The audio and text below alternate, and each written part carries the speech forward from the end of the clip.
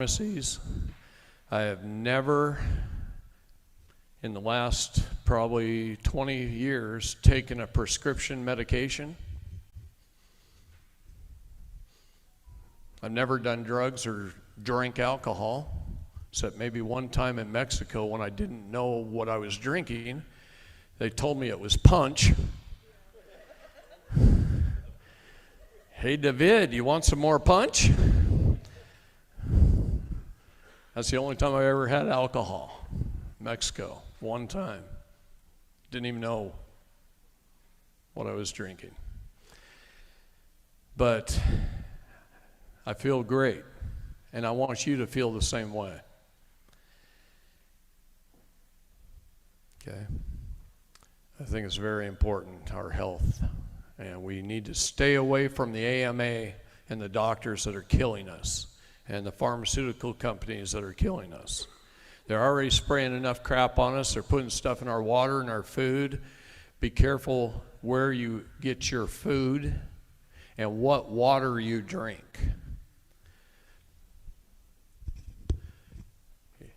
Yeah, blowing a little too much air? You got it. Okay, sound guys. Anyway, we've got our 7K Metals booth. Gianna back in the corner, man, she came to a whole bunch of my seminars just like this and put it all together, took tons of notes, wrote a book, sent it over to me for review. We did some edits, and she had somebody go through it. Now she's producing a book, and if you guys don't want to take notes, just go buy the book. It's already done for you. We're going to be putting that book into quite a few different languages, Spanish first, and people all over the world will have this information, this notes. So that's an incredible thing. We got Dave Wagner and his wife back here at the table, and thank you. And he's got some interesting stuff back there to talk to you about. I want you to go see Dave. We got Katie.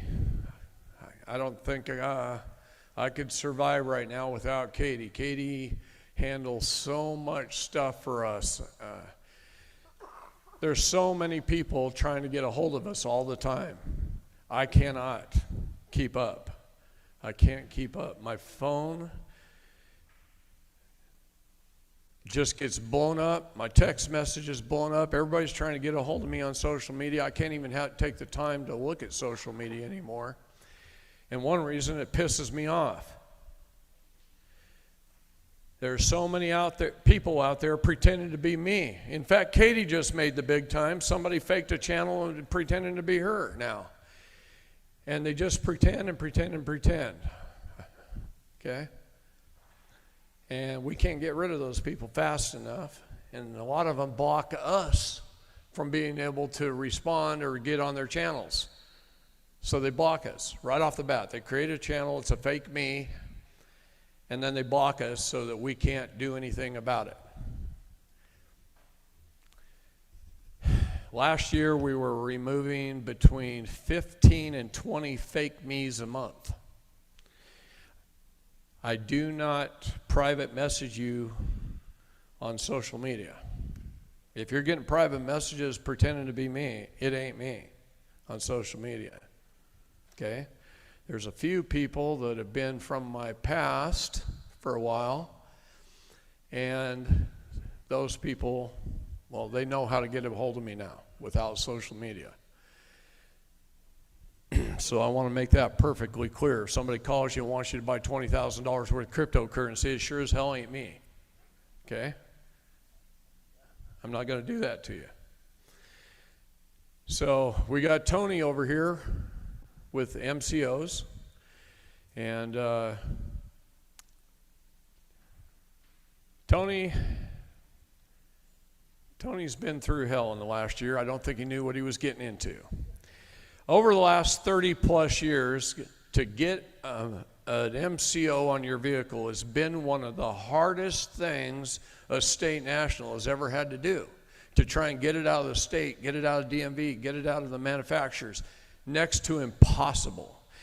I know people who tried for 2 years to get their MCO on their vehicle, and a few did, but most didn't.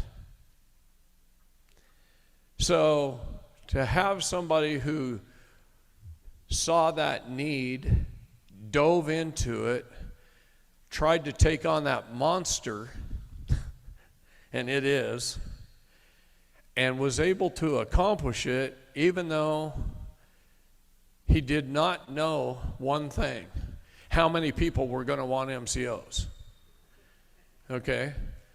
So he took on a partner, he took on employees, he tried to expand as fast as he could, tried to keep up. There's no way for him to keep up.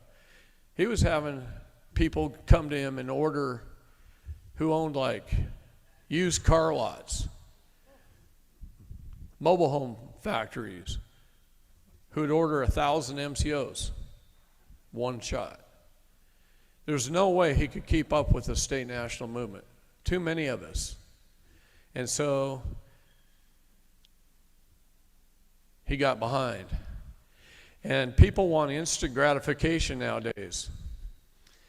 And so I'm trying to watch my phone here too. I got something special I'm hoping will happen here shortly for y'all. But he just didn't know the beast he was taking on. And so people want instant gratification. We want it right now. We pay for it. We want it right now. If it isn't here in 30 days, people get pissed. Let me tell you something. If it took him 6 months or 8 months, it's better than what we used to go through by 3 or 4 times. Okay? Now he's got it down where it doesn't take that long. And him and his partners split up. They got 2 separate companies now. And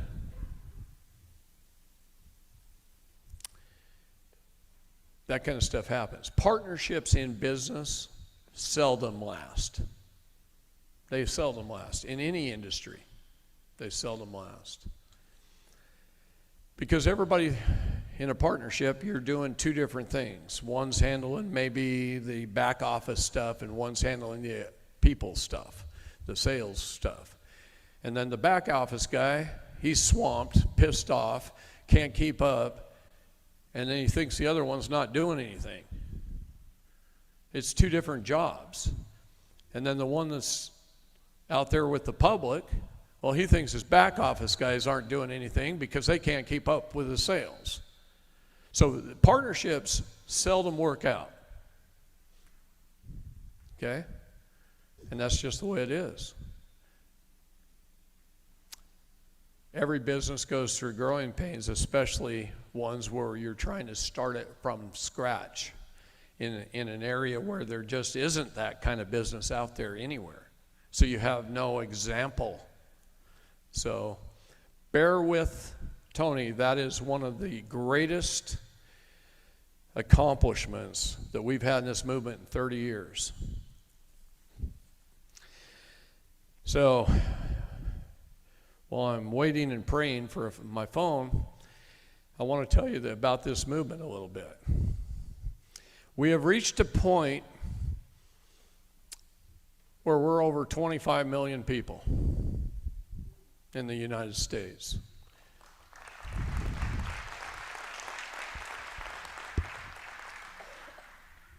We're getting close to 200 million worldwide. Remember, every United Nations nation has the same problem. And we've got countries standing up because of what we're doing here, entire countries. And my emails are filled with it from other nations all over the world.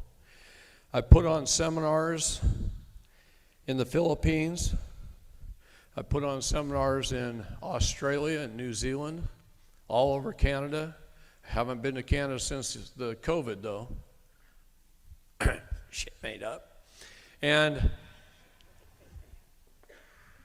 I've been to the UK, Italy, Brussels, Scotland, Ireland, Germany, Jerusalem,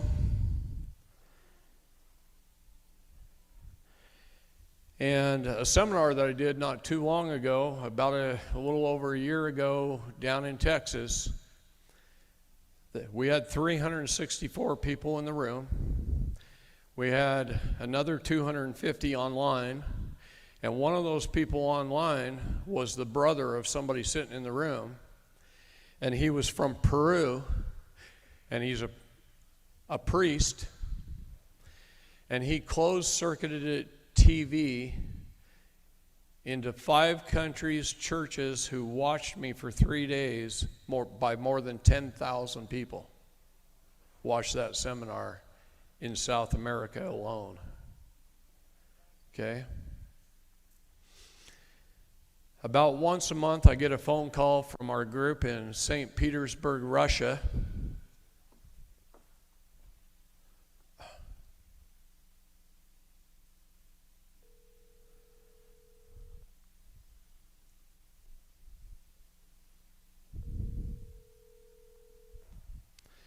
Okay, it'll ring in again. Thank you for telling me, because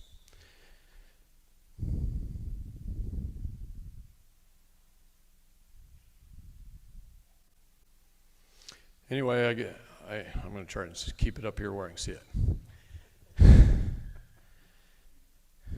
Damn thing's supposed to vibrate. It's set on vibrate, and didn't. Either that or I'm vibrating so much I couldn't feel it. One or the other. So anyway, we got a group in St. Petersburg, Russia, a group of about 2,500 people, and they're meeting in a stadium every week. And there's a 60-foot TV screen by about 20 feet tall on the wall, and they're watching my videos every week, one seminar after another. They might watch this one in a month or two from now. And they'll call me on Zoom, and I'll be talking to them, and they'll hold up the phone and they'll show me the crowd. And then they'll show me up on the big screen. And then there's a man there who speaks good English and Russian, and he will let me they will put me on a camera on my phone and let me speak to the crowd. And I usually speak to them for about 5 or 10 minutes and then hang up. St. Petersburg, Russia, guys. Isn't that crazy? Well, right now we've reached this capacity level.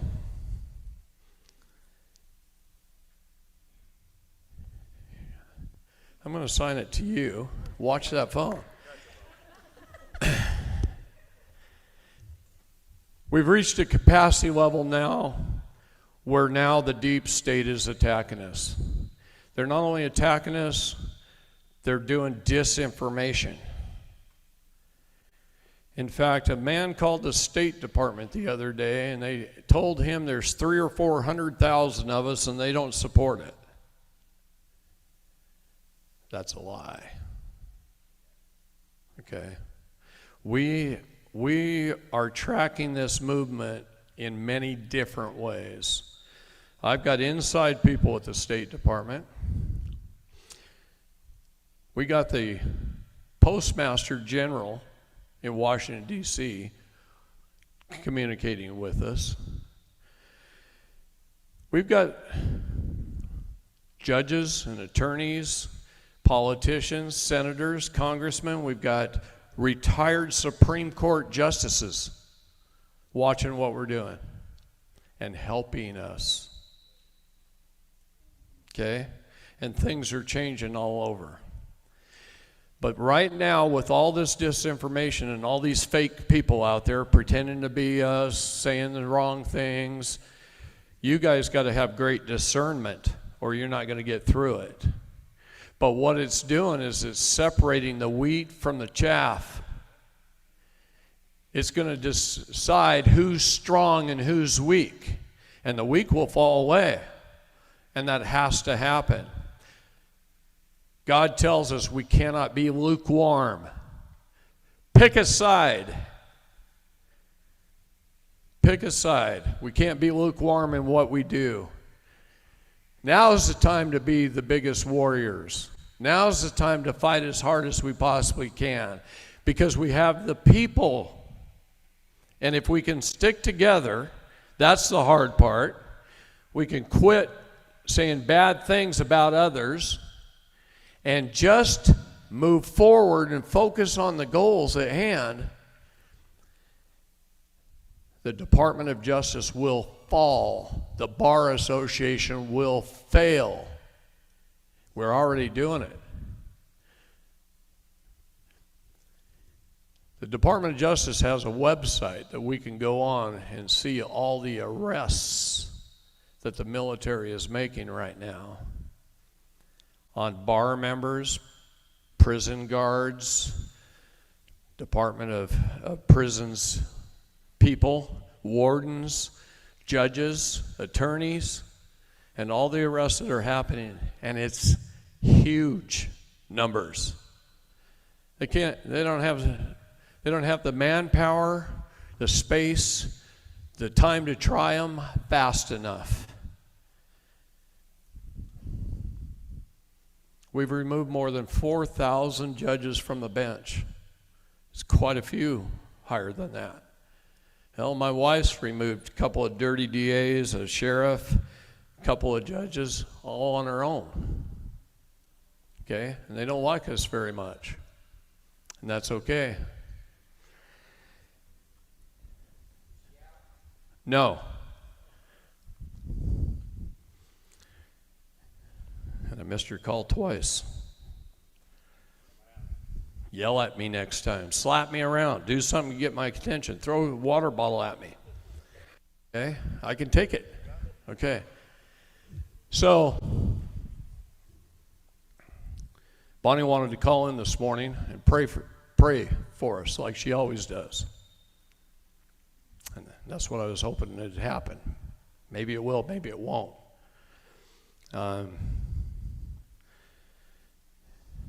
They wheel a phone cart to you with a long cord going down the hallway, and they stick it through a little slot in the door, and then you get to dial. Okay? They couldn't have picked a better person to get this done. Everything that we're doing right now is falling into place perfectly. I want you to know that. We're actually excited and happy about it. What just happened had to happen. We knew it had to happen because I've been investigating the corruption in that county for 2 years, and we're wondering, how can we get this into the courts and get this taken down? Well, we just did it. We just did it. And God had me meet Bonnie for a reason, because of her strength, her righteousness, her fortitude, her... I'm not going to call her a warrior. I'm going to call her a frontline battle person. Because I can't call her a warrior because she doesn't know how to choose her battles very well. Okay? She just goes full force fighting. When she sees the wrong, she just goes for it. Where I'm a little more tactical, she's not. Okay? I have plan A, plan B, plan C, plan D. I know everybody involved before I go into battle. She doesn't. She sees somebody doing wrong, she goes to battle. And that strength is exactly what's needed right now. And today is her 18th day in solitary confinement. Now, I'm going to tell you a little something about solitary confinement in Texas. I wasn't going to tell all this. I'm going to give you more details later, okay? I'm just trying to wait for her phone call. Under Texas law, they can only put you in solitary confinement for 14 days. On the 15th day, in the law, it becomes torture. Most people mentally break down. Okay? Mentally break down. That ain't going to happen with Bonnie. I mean, she's singing for an hour a day Christian songs to everybody in the jail that can hear her down the hallways. She's praying like crazy. She's reading her Bible. She gets to go out in the yard if it's not raining or muddy every morning on every weekday. They don't have enough jail guards to take them on the weekends outside, so on the weekends she's got to sit there. The food sucks, so she's going to come out with a great figure. It's my benefit right there. She went in, she didn't eat for 5 days. Then she ate a meal. And then she didn't eat for 3 days, and then she ate a meal. She's had 4 meals since she's been in 18 days. So she's fasting and praying. 2 reasons for that. One, the food sucks.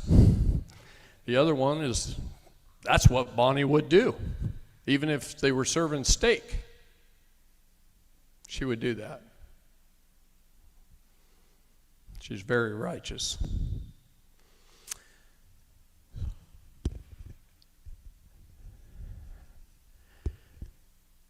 I'm going to tell you the details from start to finish later. I'm not going to tell you them right now, but I will tell you the details start to finish. I'm also going to tell you how important this movement is and how it protects you. See, this whole thing was a setup. Bonnie had a court hearing. I'm not going to go into detail right now, but I'll tell you again later. They arrested her in the courtroom. I left the courtroom, got in my car, her car, took it up to our office, parked it, grabbed my truck, ran home, got some bail money, thinking I'm going to go bail her out. I get 5 blocks from the jail, 7 o'clock at night, and so I'm telling you my part of the story, not her part, okay? 5 blocks from the jail, I realized I hadn't eaten since 6 o'clock that morning. It's 7, little after 7 at night. And I pull up to a stoplight, and there's a little Mexican restaurant that I like, their tacos. It's called La Cima. And it's just through the light, about a quarter of a block, it's right there. So I pull up at this light, and a police officer pulls behind me. I go through the light, put my turn signal on, turn into La Cima parking lot. He pulls in behind me and puts his bumper up against my trailer hitch on my truck. And then he turns the lights on. And he's a little guy. He wouldn't have been much. But he was fairly young. And he walks up to my truck, and now remember, I just watched my wife get arrested. So I wasn't really in the best of moods. Normally, I'm very nice to police officers. I appreciate them, even though they're wrong most of the time. Okay, they don't even know why they drive a cruiser. They don't know why they have blue lights on their cars. They don't know nothing. Nothing. They're ignorant. It's not their fault. They're poorly educated. They don't even know the law at all. And this young man, he walks up to my window, my window's down. I had actually opened my door and was stepping out to go in the restaurant, and I saw him do what he did. I stepped back in and closed my door and rolled the window down. And he walks up to my window and he goes, "You don't have any insurance, do you?" That was the first words out of his mouth. So I look at him, I go, "Are you clairvoyant?" Normally I'd be smiling and, doing something different. I said, "You're clairvoyant?" Can you imagine a cop walking up to your window and saying, "You don't have any insurance, do you?"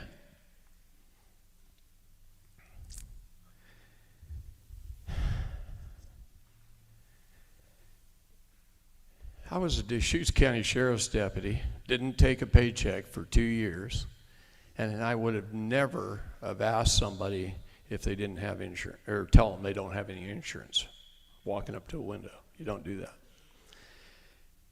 Anyway, it still shocks me. But he does that, and I grab my passport out of my pocket, and I'd forgot that I'd stuck my Republic of Texas ID in it. Yeah, that was my fault. Oops. Because I just used that ID at a bank, and I stuck it in there. And I handed him my passport. I said, "Here, go run my passport." He opens it up and he goes, "Oh, is this a fake ID?" That's what he says. He's an idiot.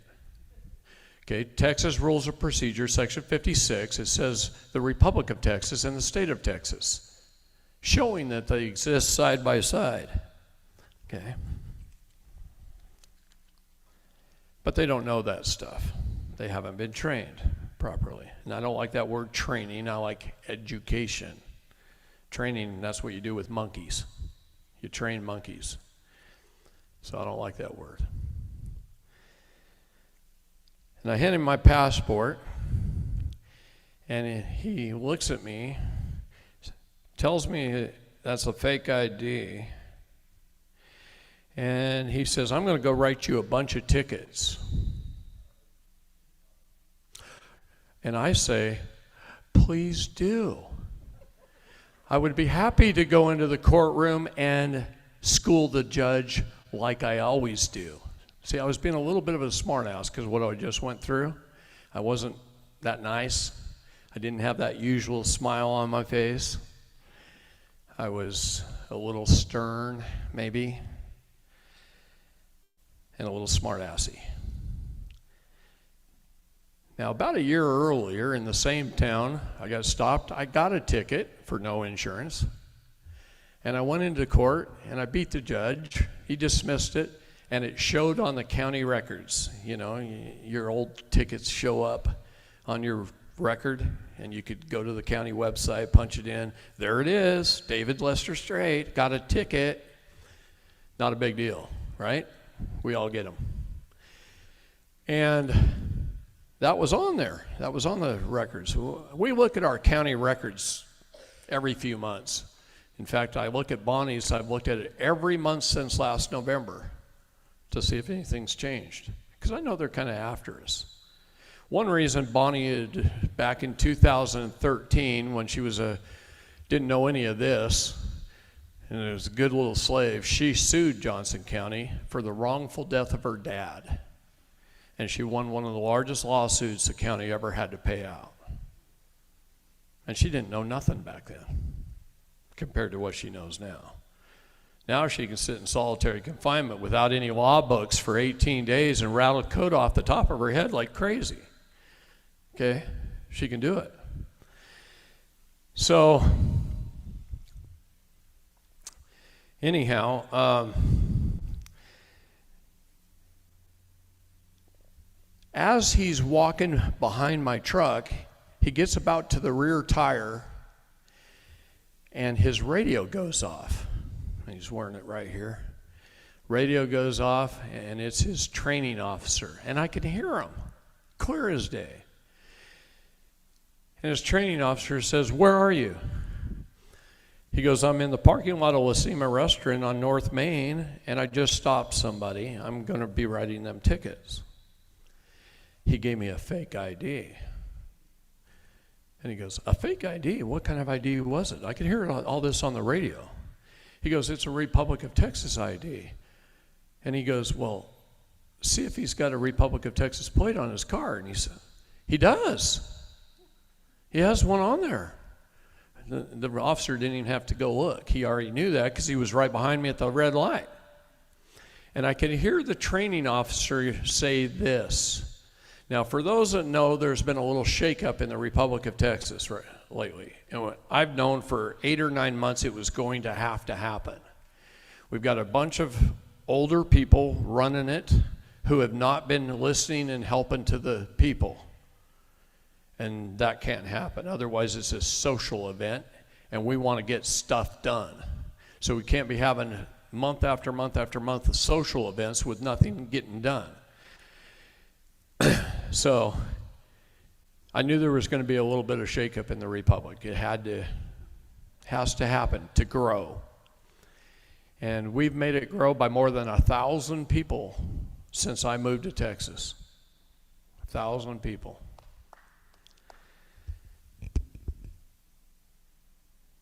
Well, this training officer, he goes, "You know, the Republic of Texas has an office here in town, and usually we don't bother them much, but we do monitor their website and Google.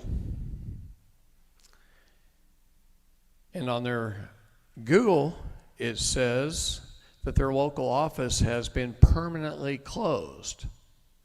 Now, that's a lie. That's something that one of the congressmen in the Republic put on Google, which they had no right to do, because Bonnie and I own the freaking building.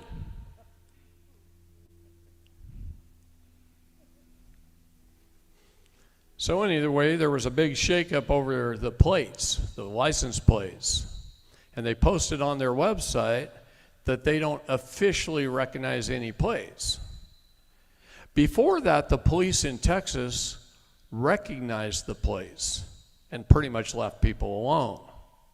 But the minute somebody in the RT put that on their website, within a week, about a half a dozen people were stopped and arrested. Now, I'm not saying that's the reason they arrested me. It could have been because I stood up in court and asked them where the hell the goddamn warrant is. Bonnie asked them 3 times, and they didn't have a warrant to arrest her. They made it the next day. She was arrested without a warrant. That's an automatic dismissal of the case. But they won't let go. They're holding on. That's just one thing they did wrong. I'll tell you a lot more. There's so much more. It's great. It's going to be very profitable.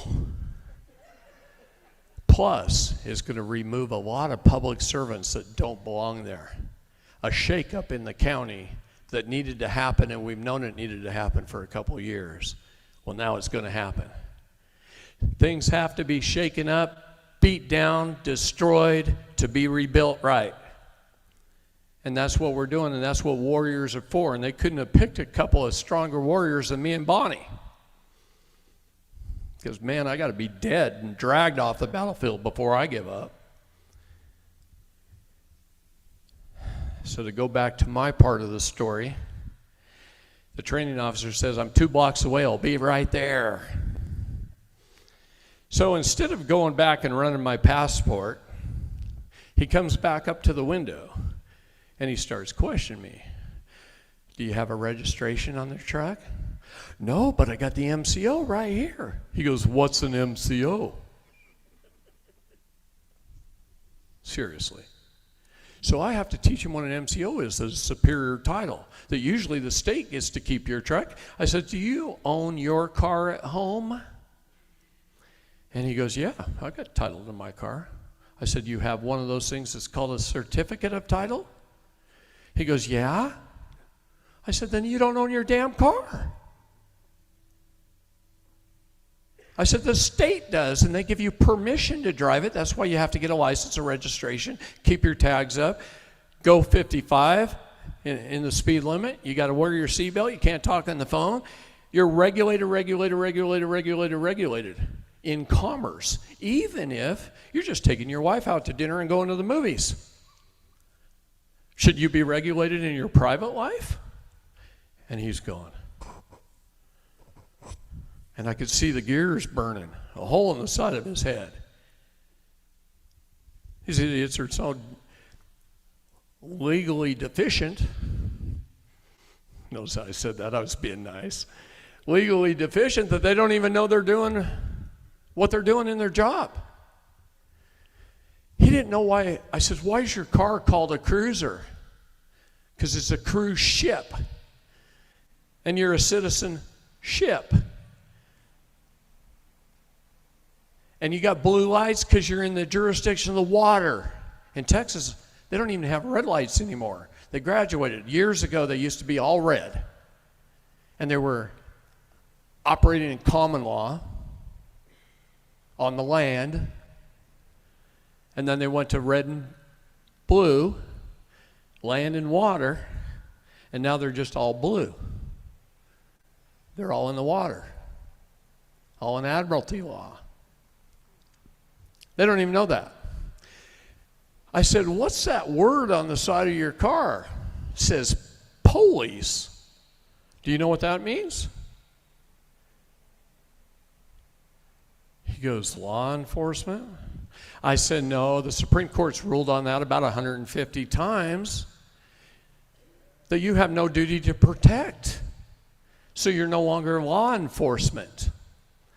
You're policy enforcement. It says policy on the side of your car. All you do is put a hyphen over the E, and it's policy. Well, he didn't know that either. So then the training officer shows up. Training officer walks up to my pastor's door and opens it. And he opened my door at the same time. Both my doors flew open. I go, I don't consent to any illegal search and seizure. What's your probable cause that a crime has been committed?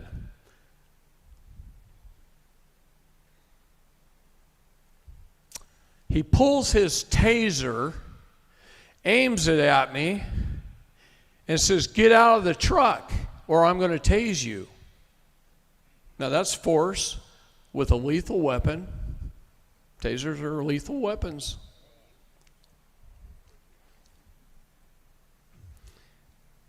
It's coercion. I mean, these guys are just running up felonies on themselves. They don't even know it. They're so stupid. I hate to call them stupid.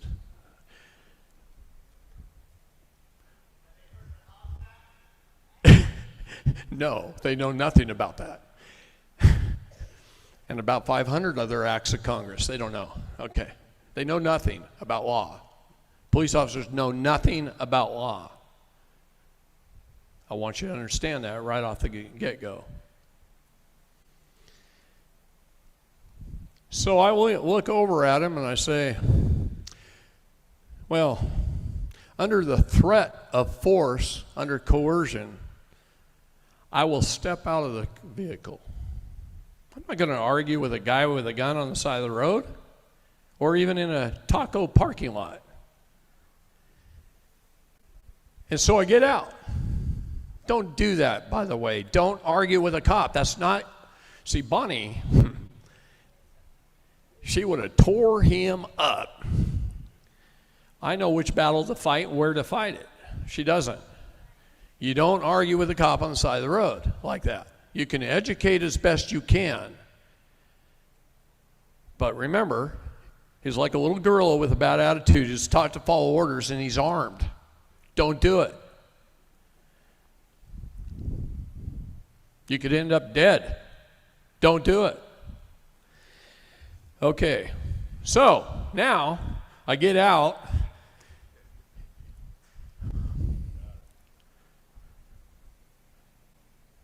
Hello, this is a prepaid call from Bonnie, your best friend Bonnie. An inmate at the Johnson County Jail. To accept this call, press 0. To refuse this, your current balance is $9. Shit. I put 50 a day on this phone call account. $50 a day. And recording. Thank you for using GTL. Hey, baby. How are you feeling? Good. Yeah? Say hi to everybody. Hey, everybody. Woo-hoo! Hallelujah. Wow. Wish I was there. Wish I was there. Well, they can all hear you. Oh boy, okay. Well, I have something special I want to share with them, if I may. Go ahead. Well, my lovely time in confinement, I have found a beautiful scripture I want to share with you. And it reminds me of what we are doing right now and why it's prophetic, this movement that we're having. And it's found in Isaiah 59, verse 14 through 19. And here's what it says. When justice is turned back and righteousness stands afar off, for truth is fallen in the street, and equity cannot enter, so truth fails, and he who departs from evil makes himself a prey. Then the Lord saw it, and it displeased him that there was no justice. He saw that there was no man, and wondered that there was no intercessor. Therefore his own arm brought for him salvation for him, and his own righteousness, it sustained him. And he put on righteousness as a breastplate, and a helmet of salvation on his head, and he put on the garments of vengeance for clothing, and was clad with zeal as a cloak. According to their deeds, accordingly he will repay. Fury to his adversaries, recompense to his enemies. The coastlands he will fully repay. And so shall they fear in the name of the Lord from the west, and his glory from the rising of the sun. When the enemy comes in like a flood, the Spirit of the Lord will lift up a standard against him. And that last statement just reminds me of what we're dealing with, because in verse 19, when it says the enemy comes in like a flood, think of water, think of admiralty law, admiralty maritime jurisdiction. But the Spirit of the Lord will lift up a standard against him. That's us. That is exactly what we're doing. We're standing up as a standard of righteousness against the enemy that's come in like a flood. And so it's a beautiful prophetic thing to find while I'm in confinement, and knowing that I'm here held with no charges against me, 18 days in solitary confinement. God sees every bit of it. And he promises that he will punish the wicked over and over again, especially in Psalms 94. It is rich, full of wording of how he will deal with the wicked. So God's got it under his control, and we just thank him. I want to pray over David and all of you, if that's okay with everyone. Yes? Okay. Let's bow our heads and petition our Father for a blessing. Heavenly Father, we're so grateful and so thankful for who you are, what a mighty and awesome God you are, and how you see everything. Nothing is hidden from you. You're an amazing God, full of love and mercy, but you tell us you will punish the wicked. I pray for a blessing over the people in this room today, dear Lord, that are that are in Michigan, that are at the seminar, that you see their wounds, that you see their pain, you see their suffering, you see what has caused them to wake up. Help them to get off this slave ship. Help them to stand firm in righteousness for you. Help them to be blessed when they go in, blessed when they go out, blessed in the city, blessed in the country, blessed in their kneading bowl, and everything they do. Help them, dear Lord, to obey your word completely and to surrender every sin to you and confess and repent. Dear Lord, you are busy working salvation out in all of us. I pray that you station your holy angels around them. I pray that you station your holy angels around the whole building and the land thereon and everyone in the room, dear Lord, that you fill them with your Holy Spirit. I pray for a special blessing upon David, who has gone through much the last couple of weeks. I pray that you bless him in his mind, in his thoughts, in his mouth, in his neck, his shoulders, his back, his legs and his feet, and that you give him a double portion of your Holy Spirit today, that he would be so blessed, that he would impart so much wisdom and guidance and thoughts of ways and remedies that will be helpful to the people to hear, dear Lord, to get off this slave ship and to stand as free men and women on the soil. I thank you in advance for the miracles that you're working in Michigan. And dear Lord, let this light shine brightly even after we come and go from this event. Let your spirit and your presence still be there to filter out to all of Michigan and all the other nation states. We thank you, dear Lord, because you are the one who is inspiring all of us to stand firm in righteousness. Your will be done, Lord. Your kingdom come, earth as it is in heaven. And we claim that promise that no weapon formed against us will prosper, Isaiah 54:17. And we claim that promise in John 14:14, that anything that we ask in your name, you will do it. So in Yeshua's name we pray. Amen. Amen. Love you, everyone. God bless you. God bless Michigan. God bless Texas. God bless America. Thank you, baby. I love you. I love you. I'll talk to you I hope later. you're feeling better. All right. See you Call me tonight. later. I'll call you.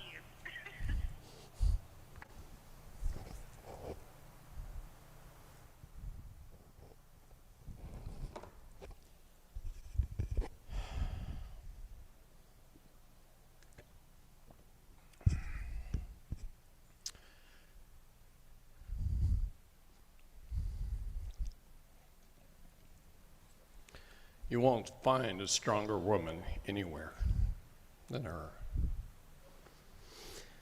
All right, so back to my story. Where was I?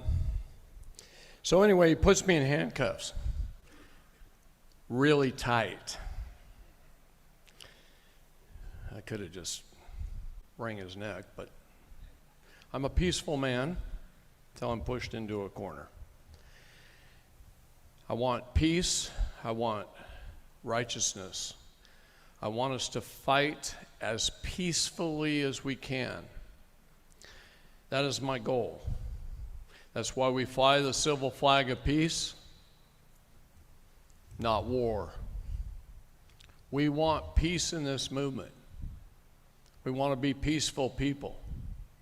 We want to avoid war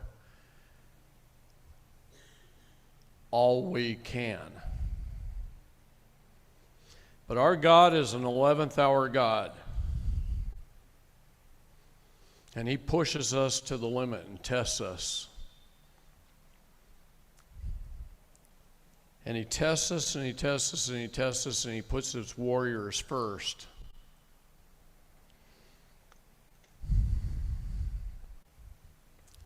And if we can remain calm enough, knowledgeable enough that we can work through the little intricate details of the war of the Bar Association. See, the bar is the soldiers of the bankers. The bankers are the cabal. I've been fighting bankers for more than 30 years. I've been fighting more than 30 years, longer than I've been doing this and learning the law. Ronald Reagan kind of put me in a unique position. And it drives a lot of people in the world crazy because they can't find stuff out on me. They keep checking me out. They've been checking me out for 30 plus years. I'm probably one of the most well-vetted people in the country. And still, people that don't know how to do their research, well, then they talk bad about you and they become like Vice News or something, right?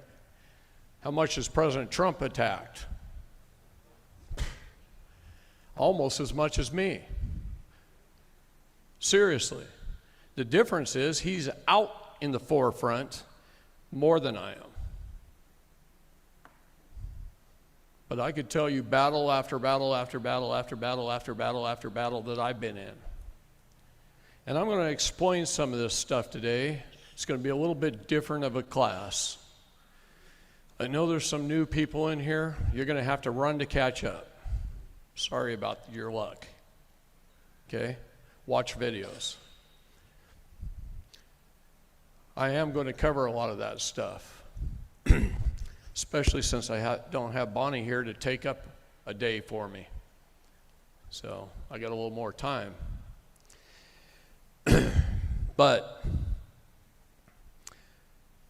I want to tell you some things that we've been doing. I have 3 areas of my life that I work on 20 hours a day besides my home life with Bonnie. That's my 4th area.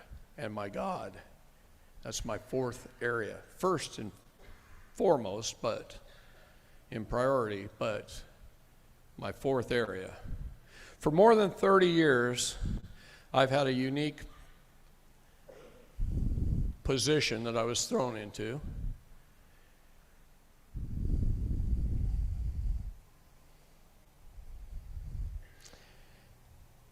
It's due to a lot of factors.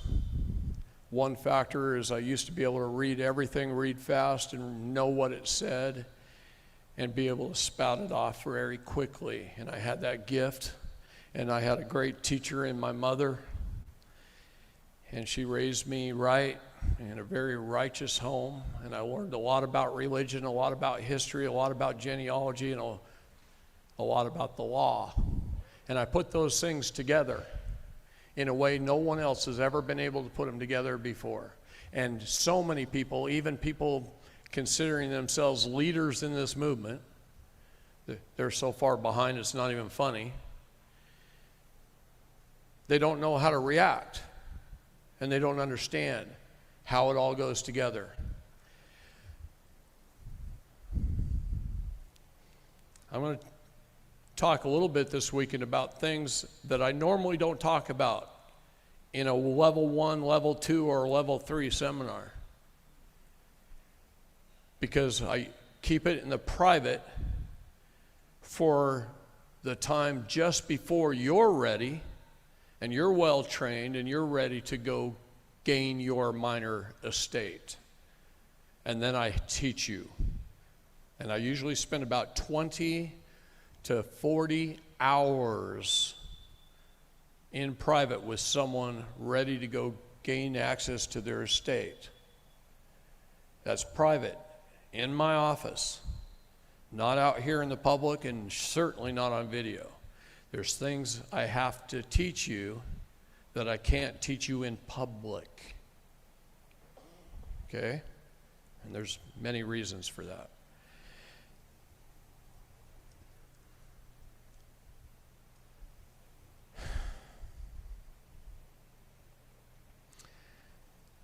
Please bear with me a little bit. Bonnie shook me up. I haven't had much sleep in 2 weeks. And I'm trying to keep my mind on what I'm doing in a way that you're going to understand it. So I'm going to start, I guess, right here. And I'm going to explain some things to you that I normally don't always talk about. We have 4 documents here. These are our 4 founding documents of our civil nation. Our civil nation. I'm going to say it a little bit differently to try and get my point across. The Bible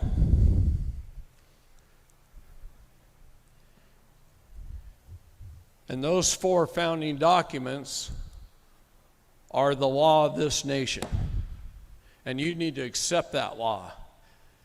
In fact, you should order 4 certified copies, which they send you. You can't even read them, but it's got the certification on it. And you should file it in your county recorder's office, accepting that law with a little 1-page affidavit that that is the law you operate under, and put it on the public record. That'll protect you a lot more than you think. I did it years ago for myself. Bonnie's never done it for her. So I'm going to finish telling my story. I get placed in the back of the cruiser, and I'm sitting there, and the training officer said, just put him in the car, roll the window down so I can talk to him. And so they do, and I'm sitting there in handcuffs behind my back on a real hard plastic seat. There's no creature comforts in the back of a patrol car, I can tell you that. And I'm sitting there while they're illegally searching my truck. And I'm telling them that out the window. I do not consent to an illegal search and seizure. I said it multiple times, probably 5 or 6. Then the training officer walks up to my window and he says, "What do you want to take with you to the jail?" Well, I had Bonnie's cell phones. She has 2. I had mine. I said, I want Bonnie's 2 cell phones, my cell phone, my wallet. I want my passport. And I said, and then take my keys, lock up my truck, give me my keys, and I'll call a friend to come get it. And he goes, oh no. We're going to tow it, and we're going to inventory everything inside. Okay. Then he tells the little guy, take him to the jail. So by this time, 45 minutes or so have gone by. I'm 5 blocks from the jail. I was on my way to bail Bonnie out, not knowing how much, anything. When I went home with my truck to grab some money, I grabbed, I don't know, $50,000. I had no idea what it was going to cost to bail her out, so I was going to be prepared, not knowing. And so I had that in my truck. In fact, it was on the passenger seat with that brown briefcase on top of it. And if you know me, I've always got a gun or 2 in there, a couple, 3 or 4 knives, maybe a machete, billy club, you know. I'm freaking prepared. I got a go bag, AR in a bag. You know, I'm prepared for anything, to leave at a moment's notice and go handle something. None of which is against the law. In fact, it should be a requirement, because it is your duty in the Constitution to be prepared, to be well armed. And all men of a certain age are required to be by our Constitution, and anyone else who wants to. Read your Constitution, it'll tell you that, okay? It's your duty. So, he hands me my stuff and tells the kid to take me to the jail. He takes me to the jail. First thing they do is make me take my boots off and step into some orange foam shoes.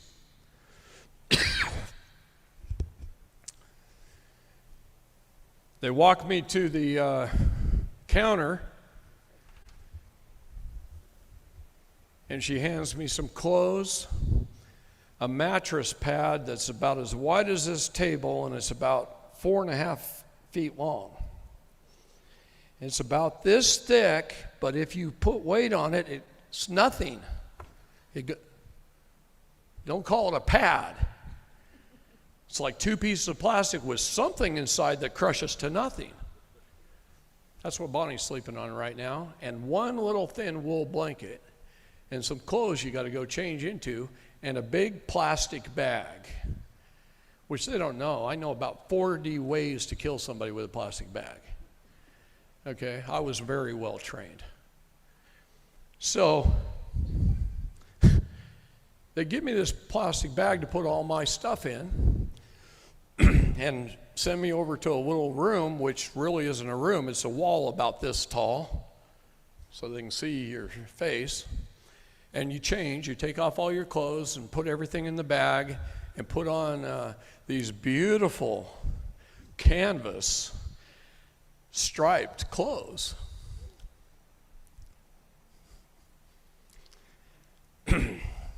And they walk me over to a little holding cell with a window about as big as one of these.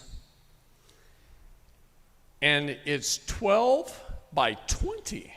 And I go, man, these are big cells for one guy. I was the first one in there of the night. First one in there. And there's no cots. There's a toilet in the back behind a wall about that tall. And everything is concrete or steel. Okay? For those that have never been in the Gray Bar Hotel. I almost made it to my 60th birthday without going to jail. Almost. Never been to a jail other than to go visit others. Never been inside one, personally, in 60 years almost, by just a few days. Anyhow, remember my wife went in about 3 hours before me. In fact, she was arrested at 5:03. I was arrested at, 7, but by the time they got done with fooling around with my truck and stuff, it was 8:15 when I got to the jail to be booked in.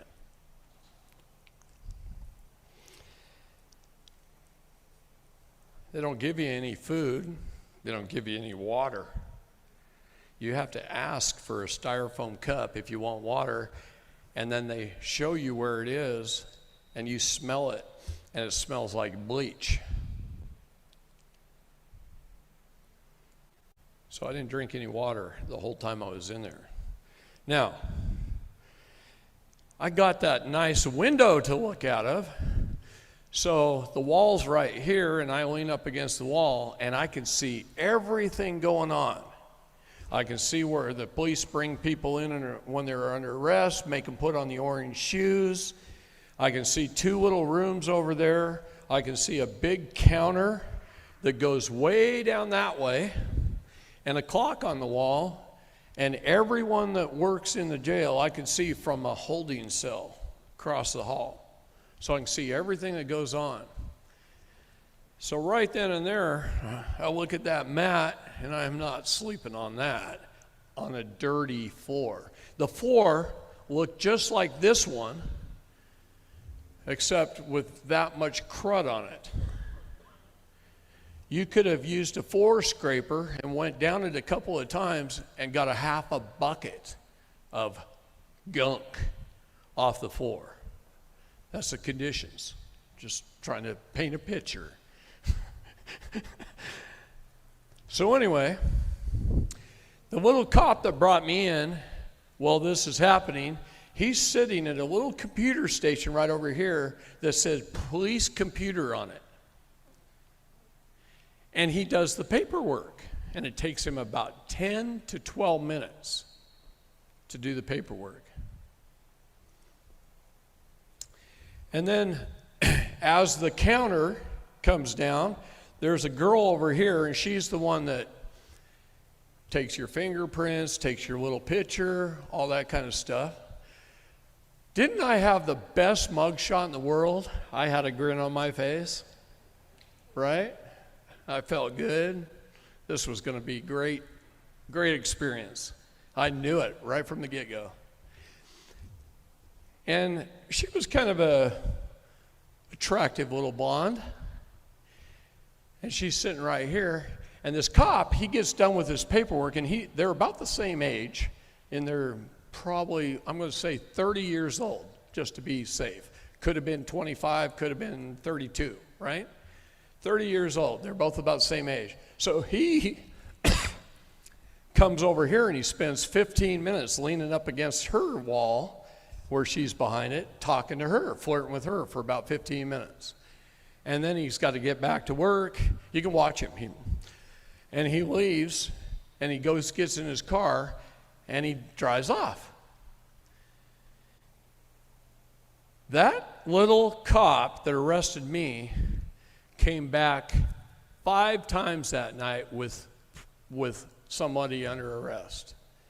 And the routine was exactly the same. 10 to 12 minutes on the computer, walks over here, spends 15 minutes flirting with the little blonde. And every one of those people he arrested, they put in my cell with me. Only 2 other police officers in the entire department brought in another prisoner that night. 1 each. That little sucker brought 5. He's just running out grabbing people so he can come flirt with the blonde. That's all he's doing.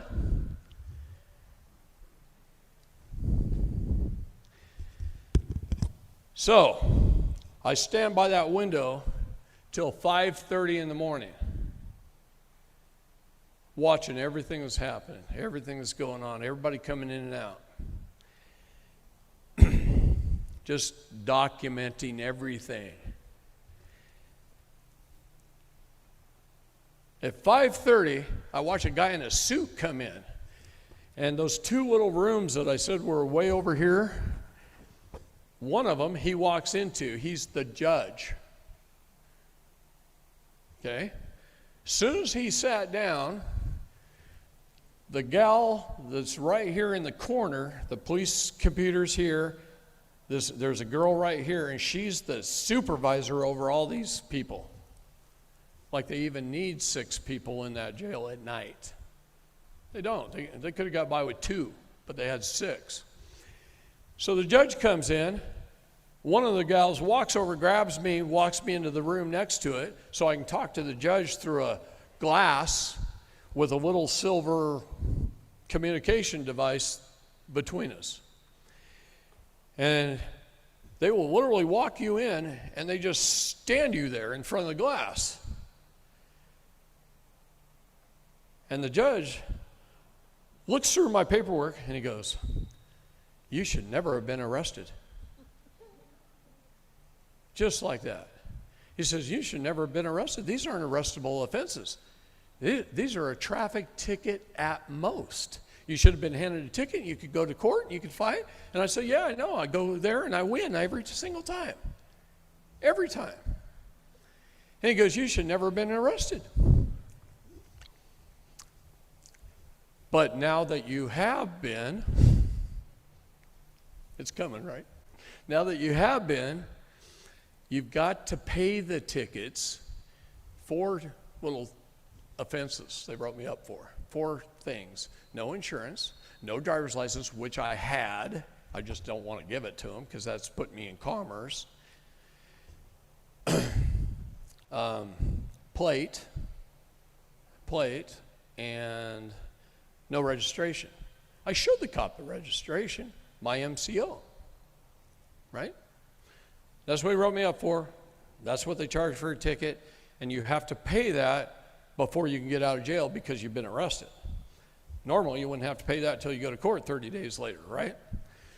So I said, "All right, Your Honor, I got more than enough money in my wallet. If I can get my wallet, I can pay those, and I'll be out of here." This is 5:30 in the morning, right? He goes, "Well, you're going to have to go ask her." Now, let me tell you who her is. All 7 of us in the cell. I was the first one in there. 6 more piled up that night. 7 more piled up. There was 8 of us in there, which I schooled as they came in. I taught them the law. All while watching out the window.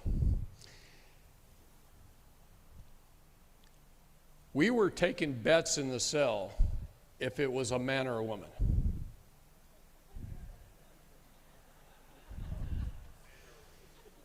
Kind of looked like a woman. Her skin was smooth.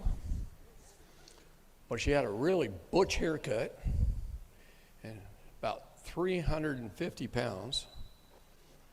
Looked like a refrigerator with a head, or a roller derby queen. And we didn't know for sure. I told them it was a woman. I turned out to be right because I heard her voice. They didn't get to hear her voice.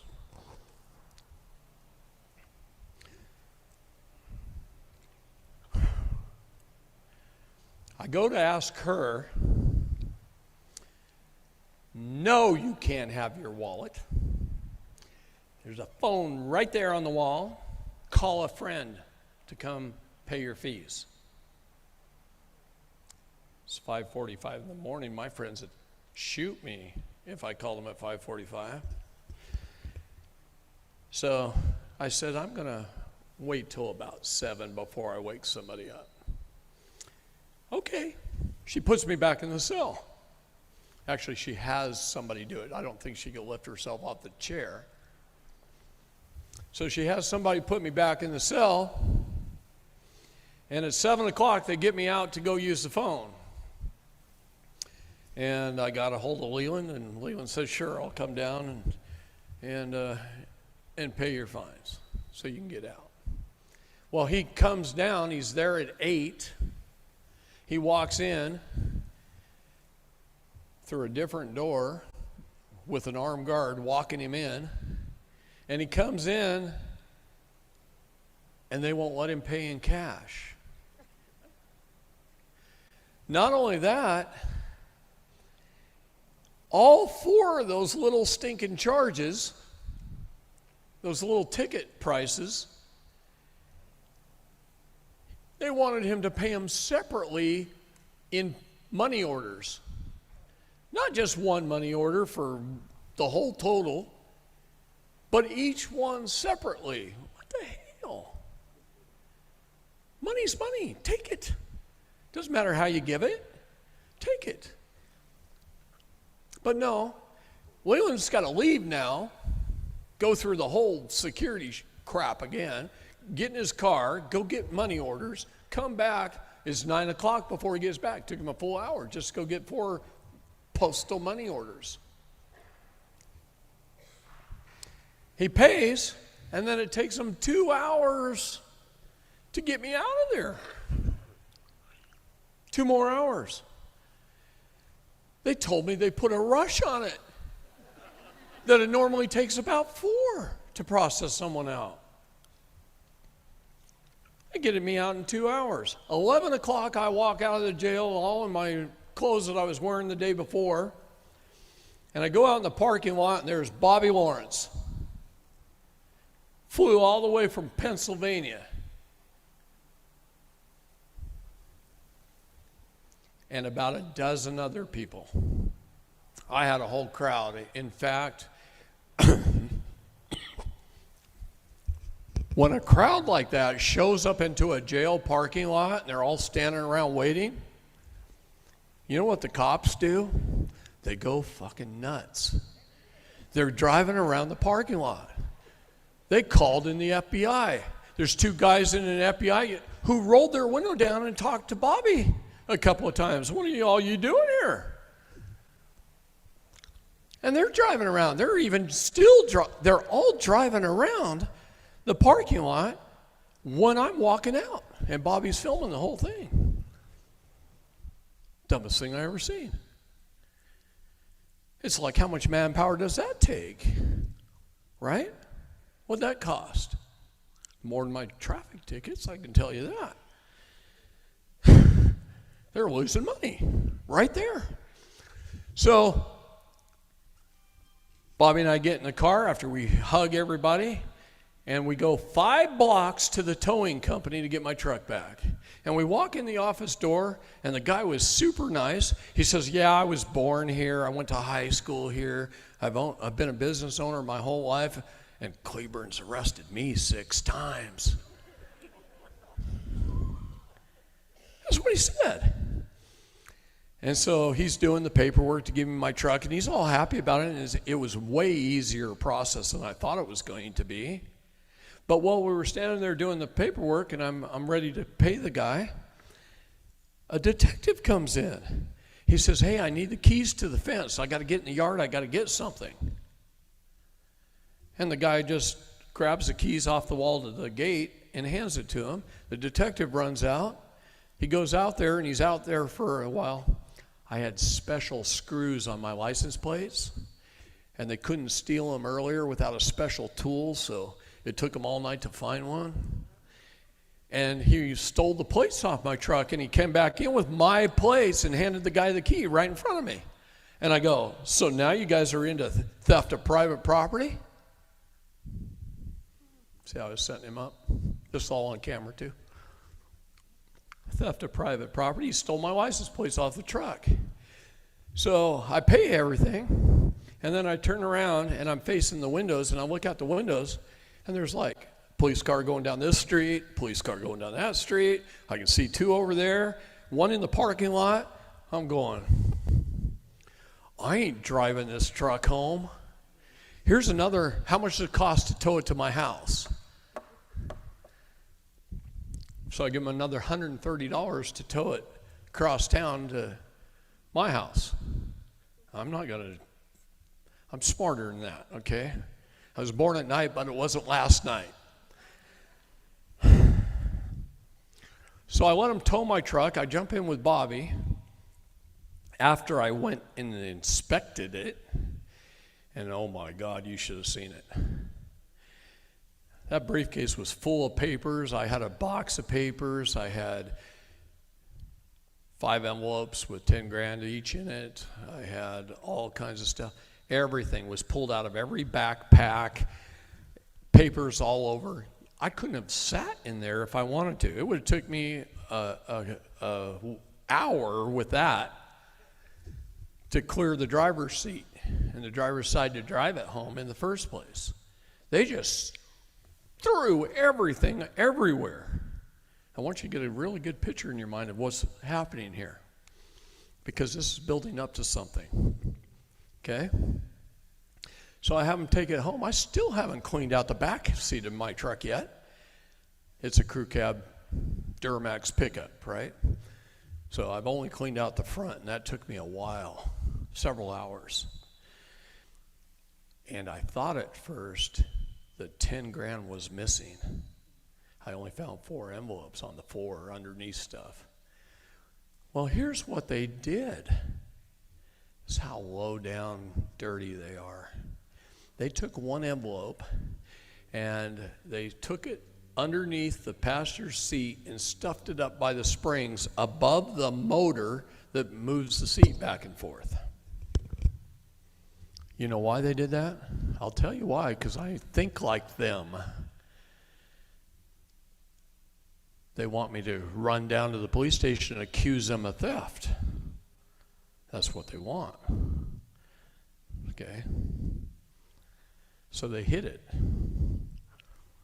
Took me probably 16 hours to find it. So anyway, the only other thing was missing was a beautiful little AR-15 that I'd just been given Saturday after our RT meeting. Now I'm thinking, was I set up? Was I set up? He made me get it out of the bag. He made me handle it, see if I liked it. And he said, go ahead and use it. Try it out. If you like it, keep it. So since I think like them, that's where I went. Turns out And he gave it to me in a crowd, so I didn't really pay attention who it was and all that stuff, right? I just put on a whole day deal for the Republic, and I didn't know who it was. Well, it turns out, when I figured out who it was, it's like one of you guys, one of my best friends, right? No big deal. The gun's all legal, everything's fine, no problem. But Bobby and I didn't know that then, and we walked into the Cleburne Police Department so that I could get my property back. Oh, this is stupid. I got to tell you, when you hear what they did, it's crazy. So anyway, we're talking to the gal. She goes and gets somebody. The second in command of the police shows up with a deputy, and Bobby and I are standing in the hallway talking to him. And he says, well, there's an ongoing investigation. We can't give you that back. If there's anything wrong with it, there's going to be some additional charges. And I says, well, I don't believe there's anything wrong with it. Everything is absolutely fine, and I will be back for my property. And Bobby starts educating them. And Bobby stands there, and he's got that big, tough, big-bodied, booming voice. And these guys are listening. And he's throwing stuff out, and they're going like this, and they're actually leaning forward towards him, soaking in everything that he says. Finally, I'm going, when's this lesson going to end, right? I got things to do. I got a wife in jail, and Bobby's sitting there, time wasting in my opinion, but it wasn't. Okay, I was in a hurry. He wasn't. He had a process. And he leans over to that, as soon as he was done what he's saying, he leans over to that police deputy chief. And he says, here's what I want you to do. I want you to investigate this man thoroughly. And he points right at my chest. What the hell, Bobby? What? He goes, yeah, I want you to investigate this man thoroughly. You turn over every rock and every stone. And he says, as soon as you find something, he says, you guys won't even know what to do with it when you find it. So Bobby and I go home to start to think about how we're going to get Bonnie out, right? We're sitting on my back porch at home, out on the back porch, having a tea. We both got our computers out. We're starting to write documents for Bonnie. And Bonnie calls me right before 10 o'clock at night because they cut her off at 10. She can't use the phone after 10. So she calls me like at 9:40. And her phone rings, and I'm talking to Bonnie, and my phone's ringing some other line. I'm ignoring them. My phone keeps ringing. And it was a police officer trying to get a hold of me. After I got done with my wife, and it's about 10:05, I try and call him back. His name was Lee Scott, Officer Lee Scott. I want you guys to remember that.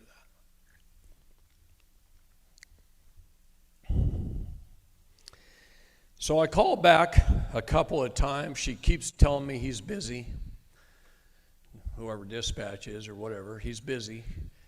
I'll have him call you. At 11 o'clock, my phone rings, and it's Officer Lee Scott, and it goes something like this. Hey, that AR, everything's fine with it.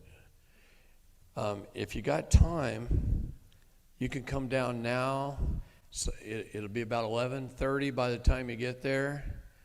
He goes, you can meet me in the alley behind the police station, and I'll give it to you.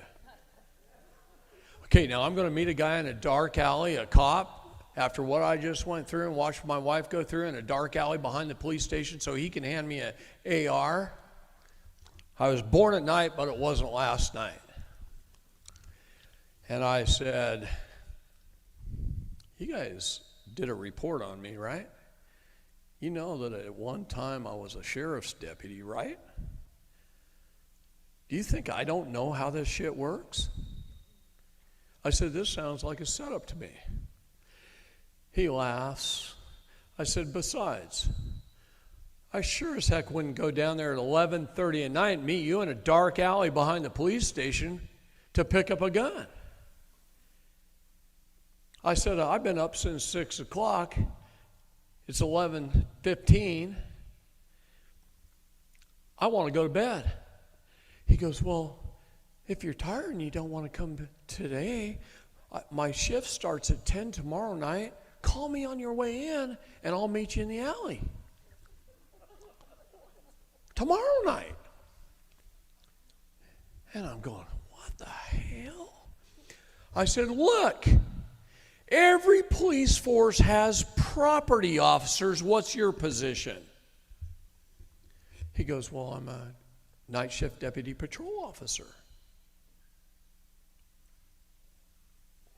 So now I'm starting to think it was one of the two cops that were there. They took it, put it in their own possession, and are trying to give it back to either get themselves out of trouble because we walked in there to get it, and then the police deputy chief questioned them because he may not have known that they had it, or, it's always an or they did really book it in, researched me, and says, how do we give this guy it back without any paperwork?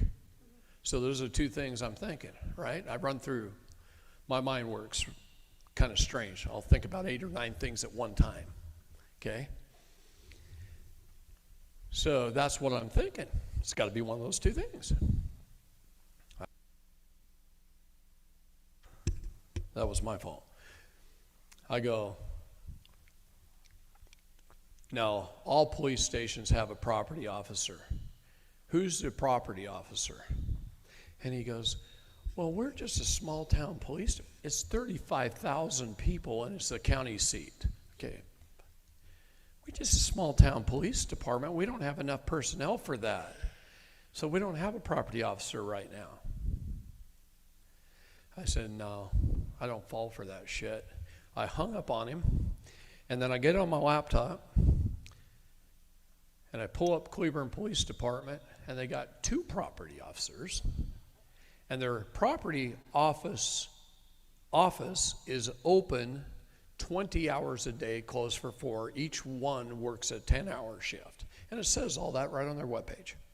Their hours, everything, right there. So I'm going, Bobby, this little shit's lying to me. Something's going on, and I ain't falling for it. Bobby said, yeah, you can go buy one tomorrow. Just leave it there. Nobody cares. It's compromised now anyway. They probably fired it into water 20 times. They're going to pick up the bullets, and then they're going to drop one at some crime scene, manufacture evidence. Your fingerprints are all over it. You know they pulled those. They got the serial number. You know they're just going to manufacture evidence for something in the future. I said, I know, that's what they do. It's exactly what they do.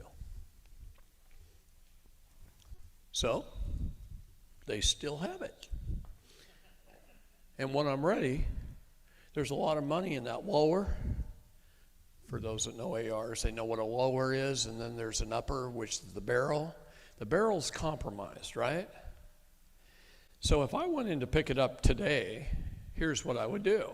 I would pull the pin, click it open, take the upper off, say here, it's compromised, and I'd walk out with the lower.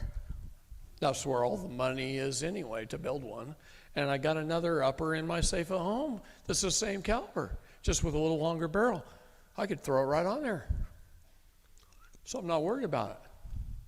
I know weapons pretty well. So this is the kind of stuff they do. See?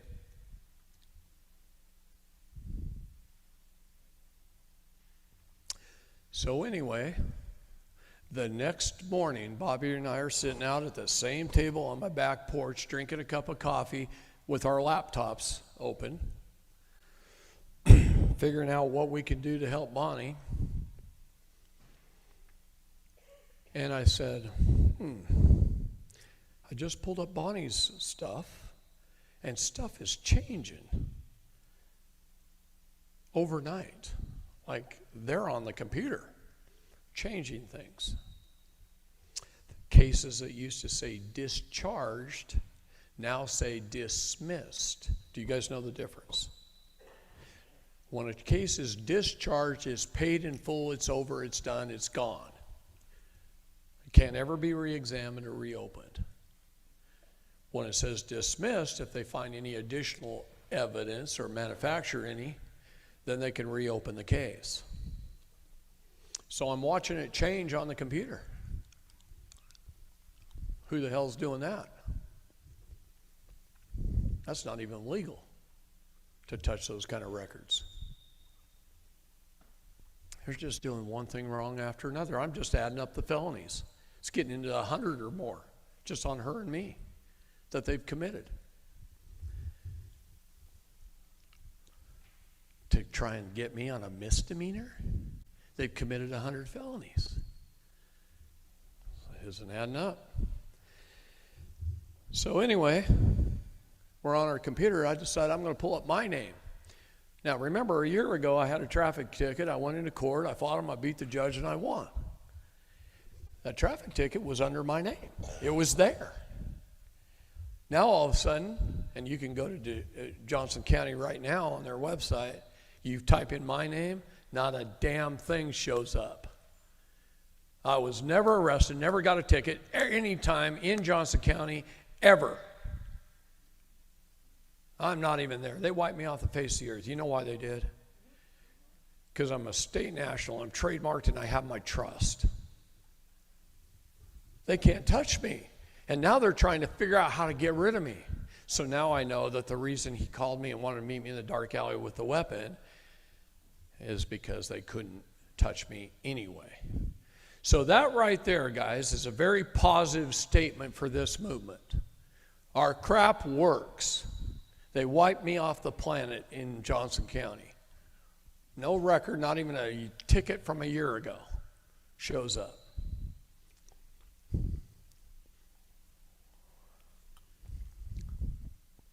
Bonnie, however, clear back in 2013, she sued for the wrongful death of her dad. She won that in like 2016 by the time the case was done. In the meantime, there was a day back in 2015, in October of 2015, when she was working on that case. She wanted to go to the law library.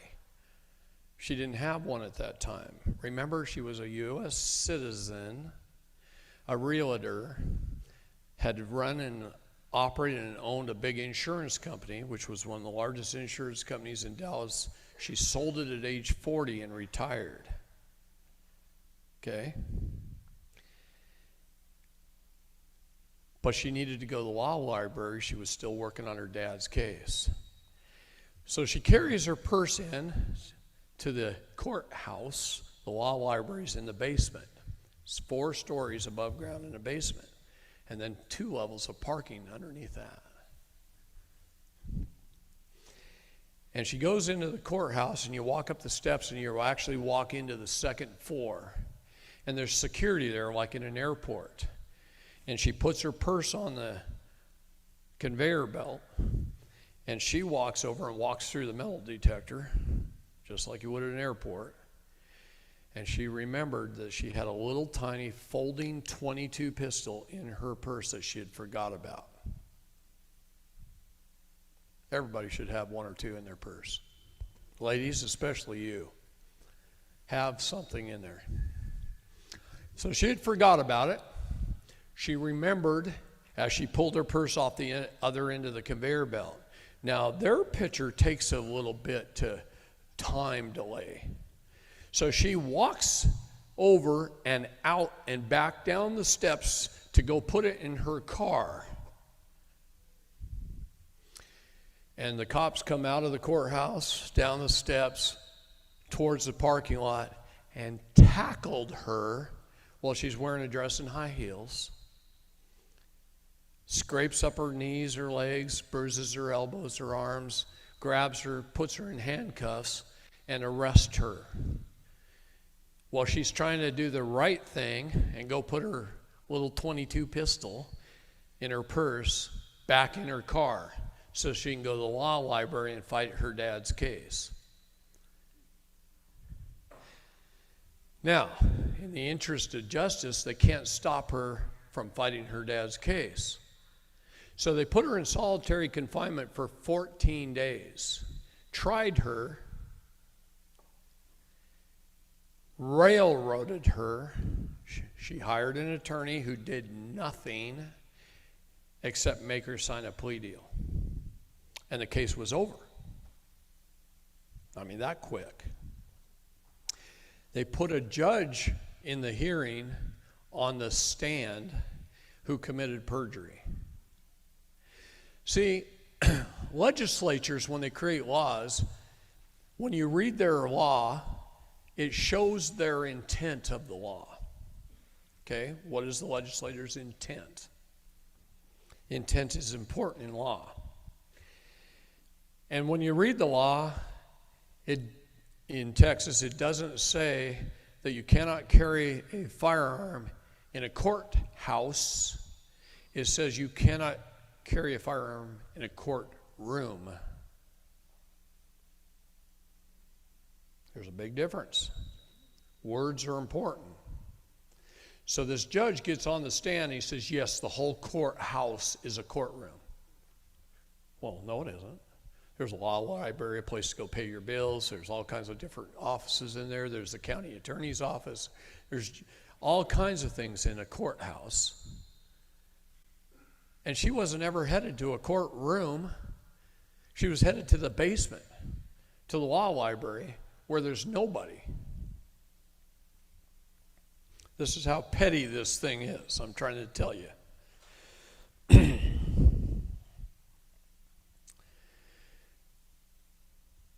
So, they sentence her to a felony conviction of carrying a weapon in an unauthorized location for 5 years. But the plea deal was time served, the 14 days, 8 months of house arrest at home with an ankle monitor where she couldn't leave the house. She had to order food in. And then probation for the rest of the 5 years. She was sentenced in December of 2015. 5 years is 2020, right? We got married, there was about $10,000 on the computer that she owed for that probation time, but her probation was essentially up, but they were dragging it on because there were some money charges still owed. Okay? So they're dragging it on. She's still going to probation once a month when I met her in September 15th, 2021 is the day I moved to Texas and we moved into our house together. Okay? And she still had to go to probation once a month. And I'm talking to her like, what the heck? Why do you have to go to probation? I looked her whole case up. I had every court transcript, every document that was filed. I had a copy of the docket. I'm good at reviewing cases, so I looked it all up. I go, why is the probation officer making you go down there once a month? Your parole ended. Didn't you ever get it finalized? No. Besides, she's a friend. I go in there and I educate her. The parole officer. That's Bonnie. Okay? Jesus.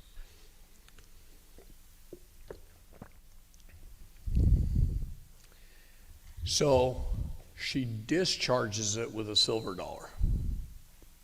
She sent one to the governor, one to Greg Paxton, which is the Attorney General of the state. She sent one to the parole board. She sent one to the parole officer. She sent one to the court, actually taped it to document and filed it in her case. And she paid off her debt with a silver dollar. And the charges went to 0, and it said discharged. So she quit going to the parole officer. And she never got another phone call, except from the parole officer who said, I don't want your silver dollar, come get it. So she went down and got it. Now, anyone that knows the law and knows the UCC code, section 3-603 through 606, silver is real money. It's the only thing that will discharge a debt. That's why it says discharged.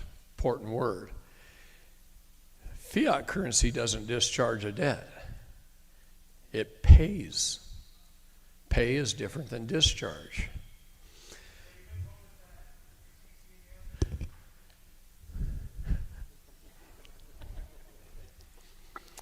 I think it's 603 through 606. And in those codes it says, if you tendered the offer in silver to pay the debt, it's paid. If they refuse it and they mail it back to you, it's paid. Because you tendered the offer. So, Bonnie never heard from probation. Just stopped going. Never heard from him. The computer said discharged, discharged, discharged. I looked it up in November, said discharged. I looked it up in December, said discharged. I looked it up in January. I look at their computer every month, one time a month. In March, when I looked at it, the charge was changed from discharged to dismissed. Now, who went in and changed it? We don't know. But they did. Now, Bonnie's got another case with her ex-husband. Her ex-husband's been trying to steal her house. She owned her house before they were married. In Texas, that's a thing, okay? So it's been through the courts. I've watched Bonnie just tear them up in the courtroom. And then he appealed it. She won. He appealed it. It went to the appellate court in Texarkana. And they ruled that everything was fine except for one thing. So they remanded it back to the local county court to have that one thing solved. Now, you guys need to know this. Anytime a judge signs an order, it's not good for 30 days. You got 30 days to challenge the order and void it or amend it or whatever. Throw out law that will change the decision.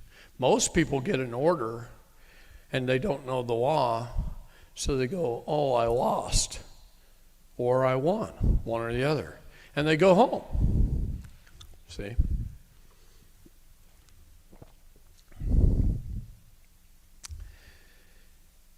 And they don't know that they've got 30 days. So the appellate court ruled on it, sent it back, but there's 30 days to appeal to the appellate court. So Bonnie does all this paperwork. It's in her car on the day of April 10th when she was arrested in the court. And the whole court was a sham and it was a setup. And I'll tell you exactly why. And this is so easy to understand when you hear the true story. The judge set a hearing after the appellate court sent it back within the 30 days. In fact, there was 12 days left to go. Set a hearing. The hearing was Monday the 10th, set for 4 o'clock in the afternoon. It's important to know, guys. 4 o'clock in the afternoon, right near the end of the day. So she shows up at the hearing. The day before, Bonnie had a feeling that she did not tell me about and disclose to me. She felt like God had told her that she was going to be gone a little while. And so all day Sunday, and we celebrate Sabbath Friday night to Saturday night, all day Sunday she worked around the house and around the yard to make things nice, knowing she'd be gone a while. The day before she was arrested.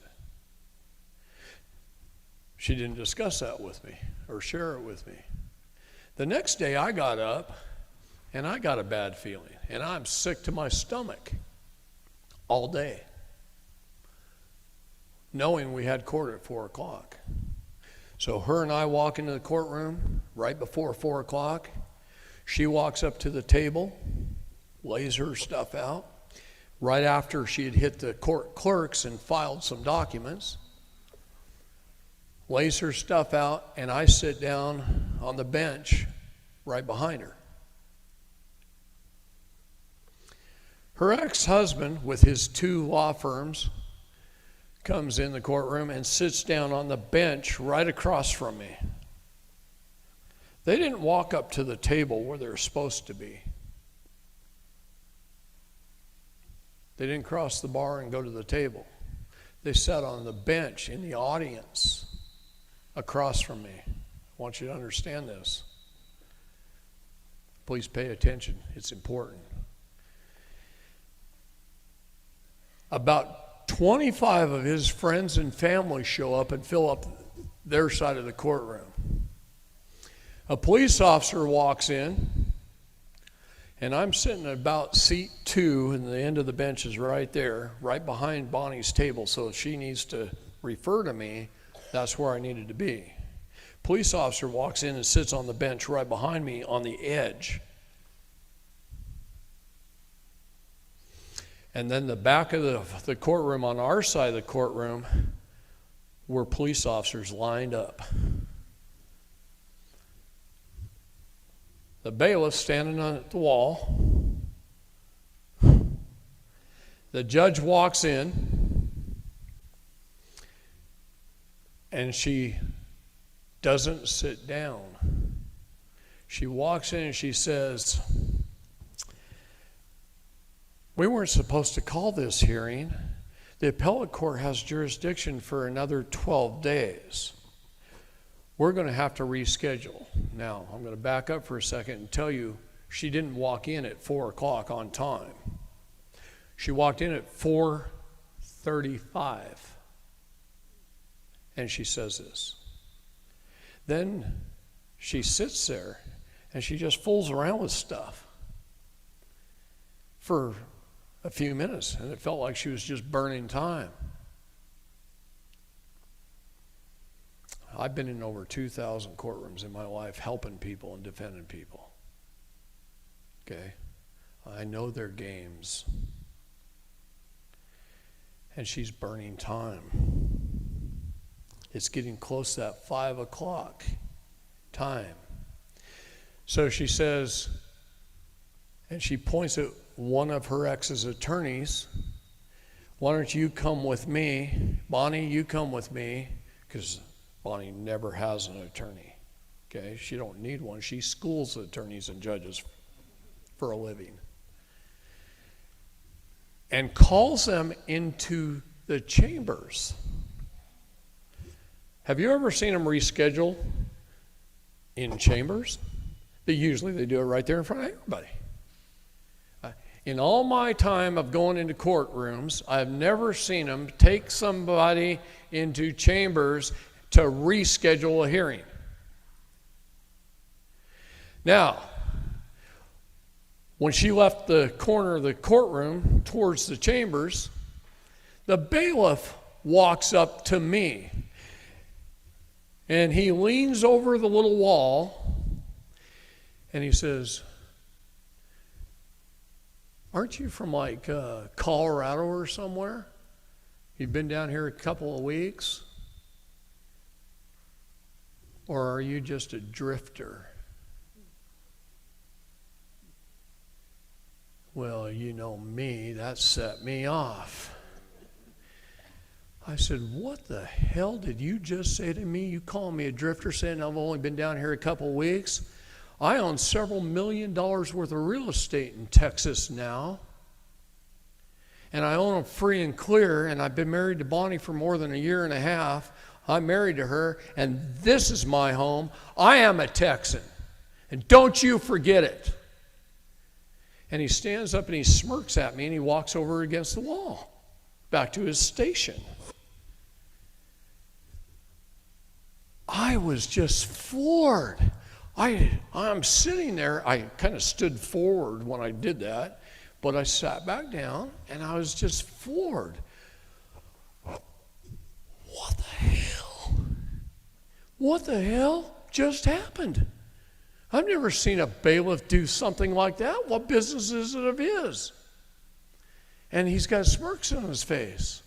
Now, mind you, her ex and his 2 attorney firms.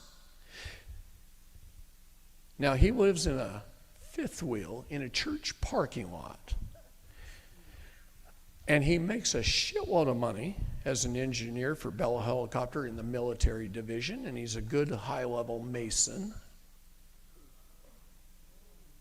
And he's sitting in the audience with his attorneys, not even at the table. And I'm going, I know what that means. This whole thing was a sham to begin with. And they're looking and smirking at me. So then Bonnie comes in with the judge and the one attorney she called back there of his. The attorney sits down, and she does something I've never seen before again. This is all happening in less than 15 minutes. It's almost taken me longer to tell this story than it happened. Okay? The judge walks in, stands at her desk, standing up, doesn't sit, and says, Bonnie, and then her ex's name, come forward. So they walk right up to her. She says, raise your right hand. Now remember, she doesn't have jurisdiction. She just told us that. She doesn't have jurisdiction for another 12 days. So, raise your right hand. Swear in. And she swears them in. And she says, we're rescheduling the hearing for May the 12th at 2:30. Promise you'll be here. And they both answer, we'll be here. And then Bonnie makes a mistake that I can't believe Bonnie makes, because she's way smarter than this, but she was a little freaked out by the whole thing anyway, because she knows this isn't right. She knows this isn't law.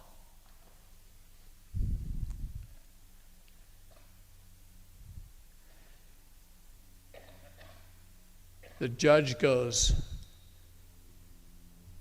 you're agreeing to that, right, Bonnie? And she looks over at the court clerk and says, put her answer on the record. And I'm sitting there going, son of a bitch.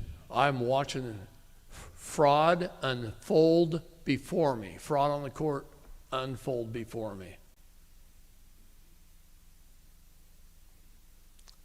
They had no jurisdiction to even call the hearing. They knew they didn't have jurisdiction for 12 days. Courts aren't stupid. They know the appellate court had it for 12 more days. They set the hearing on Friday, called her to be there on Monday. That's kind of a rush.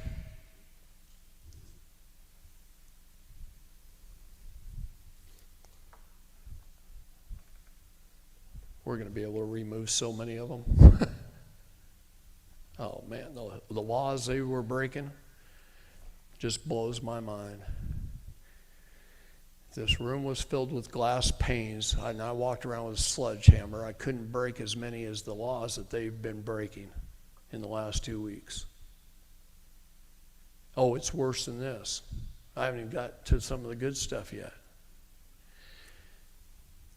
So then the judge puts the hammer down, which she never even picked up in the first place until after it's over, puts the hammer down and runs out of the room out the back door. And I'm thinking to myself, I didn't know she was so speedy. I know Cindy Beasley Hewitt. Been in her courtroom before with Bonnie. And she runs out of the courtroom. And Bonnie's gathering up all her paperwork. And she's got an armload of paper. And everybody's walking out of the courtroom except the police officers, me, the cop right behind me, and her ex and his 2 attorney firms. And they're sitting there. I look over at them. They're sitting there, all looking at me, smirking. Just with shit-ass eating grins on their face. See, it's a whole group of Masons in that county that control the whole county, run the whole county. And they use the police officers to create those causes of action for them. See, I've read more law than any attorney has ever read. More than 200,000 law books. We got one, Bonnie and I own one of the largest law libraries you've ever seen. And we know the law very well. And I've been in more than 2,000 courtrooms in 30 years helping people. Haven't I, hon? We have people in this room that I've gone to court for.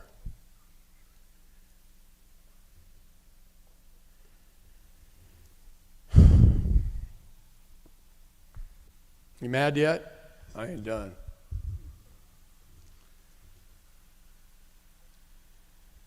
Cindy Beasley Hewitt's boss. Well, I'll tell you about him later. So anyway, she's gathering up her papers. Everybody's leaving except the ones I told you. I stand up as she starts to walk towards me, and the cop right here stands right here and blocks me.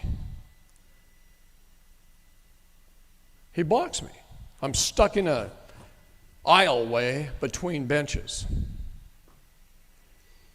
And all the other police officers in the back row, and they got little signs right here that says SWAT. They walk up and they put Bonnie in handcuffs. And as they're trying to do it, she says, "Where's the warrant? Where's the warrant? Show me the warrant." And I stand up and I say, "Where's the goddamn warrant?" I'm pissed. Sorry about that. I don't usually cuss that much. Occasionally, but I try not to. And this guy, he moves closer to me. And they grab onto Bonnie and they put her in cuffs. And they're almost forcing her arms up so bad she's hunched over like this and she's in a dress and high heels to be in court with, respectfully.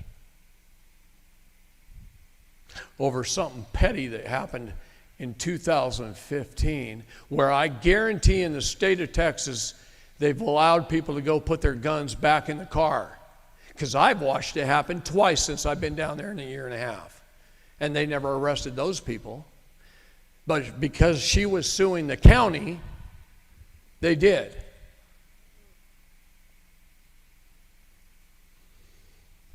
And every little thing she does, from burning she hired a fireman, retired, to burn grass in her yard, piles of grass. We mowed the thing, piled the grass up. Fireman came over and burned it for her.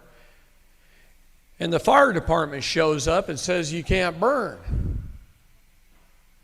Really? The weather conditions are perfect for it. It's been wet, it's been raining, there's no fire hazard, it ain't getting out of control. It's been going for a couple hours, and it's just about out. And she goes out to talk to the fireman, hands him a silver dollar, says, "You're under contract now. If I need you, I'll call you. Come. We're under contract." And they leave. They left, called the police, the sheriff. The sheriff's deputy came out. They won't even come on our property. The fire department didn't come on our property. They pulled in the neighbor's driveway. Made Bonnie go over there because our property's land patented.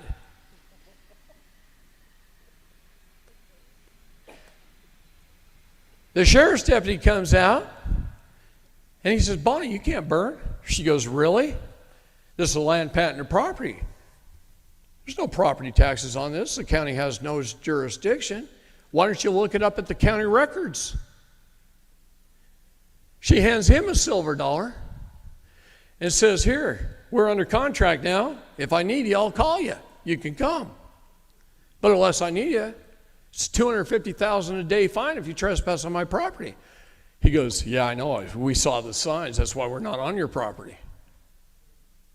And our fence posts are painted purple, and if you're in Texas, you know that's allodial property. That's in the law. Okay? So she never hears from him again. And then one day on the computer, we look up her records at once a month, and there's a traffic ticket for burning grass. Huh? I can't make this shit up. There's a traffic ticket for burning grass, $313 fine. Bonnie sends him a letter with a silver dollar. It says here, discharge the debt.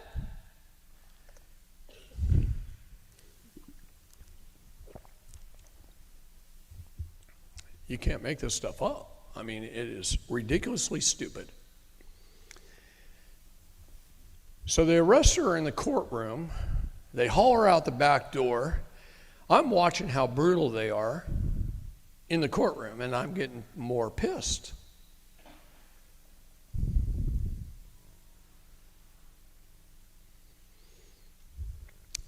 So I grab all of her stuff, her phones, her purse, all her papers, and Bonnie always has me park about a block and a half away from the courthouse. So I have to go down all these steps and across the parking lot about a block and a half away, and I finally get to her car, dig the keys out of her purse, put it in the car. I drive to our office, which is about 5 miles. Our office has a garage door at the lower level, and we can pull inside and park, close the garage door. And I parked her car in there, and it's still sitting there right now. Haven't touched it. My truck was parked outside around the front of the building, so I walk around the front of the building, jump in my truck, head home, grab some cash out of the safe. I'm going to go bail her out. And that's when the whole taco story starts. So that was my intent. Go bail her out. I didn't know how much the bail was going to be. I didn't know there was a charge that was unbailable. So she's stuck in there. So Bobby and I have spent the last 2 weeks defeating the county one thing at a time and getting all of her documents filed. All of those envelopes, that whole briefcase is pretty much full of stuff we filed. And I got 3 documents there we haven't filed yet. And I've got the complaint, the brief, and the emergency injunction to take it to federal court on Tuesday in that briefcase, along with a bond. So I'm going to tell you stuff I don't teach you in these classes in the public. And I'm just going to touch on it because I have to get the story across. But when you go to gain your minor estate, and I gained mine in 1991, you have to go into federal probate court in equity law. Now, I kind of teach you a little bit about equity by land, air, and water.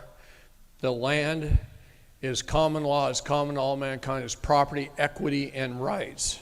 You've heard me say that a million times, right? But I don't go into equity law for you.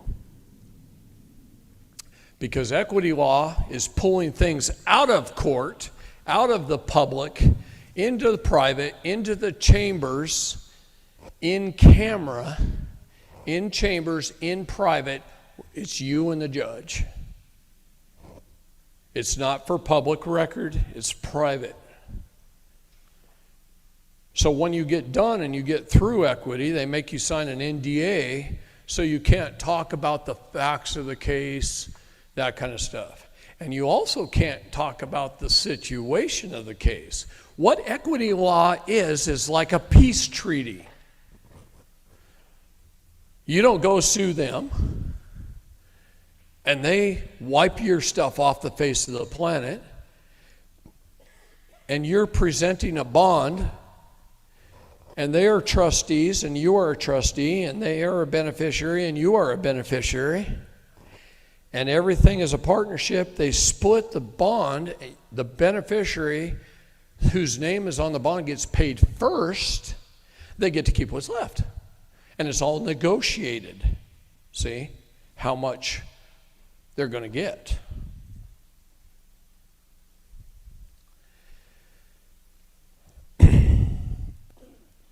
There are dangers in equity, but there's extreme remedy in equity. God talks about equity throughout the Bible, and Bonnie read on, I can't believe she read that particular scripture, but I want you to go read Isaiah 59. Read the whole chapter. She only read from 14 to 19 to you this morning. But it talks about equity in what she read, where equity is your remedy. Now here's the problem with local courts. You have to exhaust your remedy in a local court to move it into federal court, and they're professional time wasters. This is why Bonnie's been there 18 days already. They hold you up at everything you do. Every day you're working, and you start early in the morning, you do paperwork, you go to the county recorders to record it. They won't let you record something. You're fighting with the county. Then you go get it done finally, and you go over to the county courthouse, and you go to put it in the file, and the county attorney comes out, and they're just professional time wasters. I'm going to say that over and over again. So every day you're bumping up against deadlines, like lunch hours when the office is closed, or if it's 4 o'clock and the county recorder's closed, or it's 5 o'clock and the county courthouse clerks are closed. You're always bumping up against those things. So at 5 o'clock you're all done messing with the county, and you got to run home and do paperwork for tomorrow, because there's a lot to do in equity to get you there. That's why I don't teach it in these public classes. There ain't enough time to teach you equity in here. Okay? And there's 20 maxims of equity that you got to know. And if you screw up one word, then it's over for you. They'll go right back into admiralty. So you got to have a script. You got to know what to say. You got to memorize that script. You got to do things right. You have to say the right words. And you can't discuss the details of your case, because in equity that shit don't matter, because it's all under statute, and rules, codes, statutes, and ordinances are not law. That's been ruled on by the Supreme Court many times. They're corporate bylaws. They're for employees of the corporation to follow, and they just make you a corporate member. In equity, you go in as a man or a woman, in private, in camera, in chamber, and you make the judge your partner. And you assign, the judge is always an assignee. So you have to be an assignee. And you walk in there on equal footing as assignees. So I walk in there as an assignee and a promissor. Why am I a promissor on behalf of Bonnie?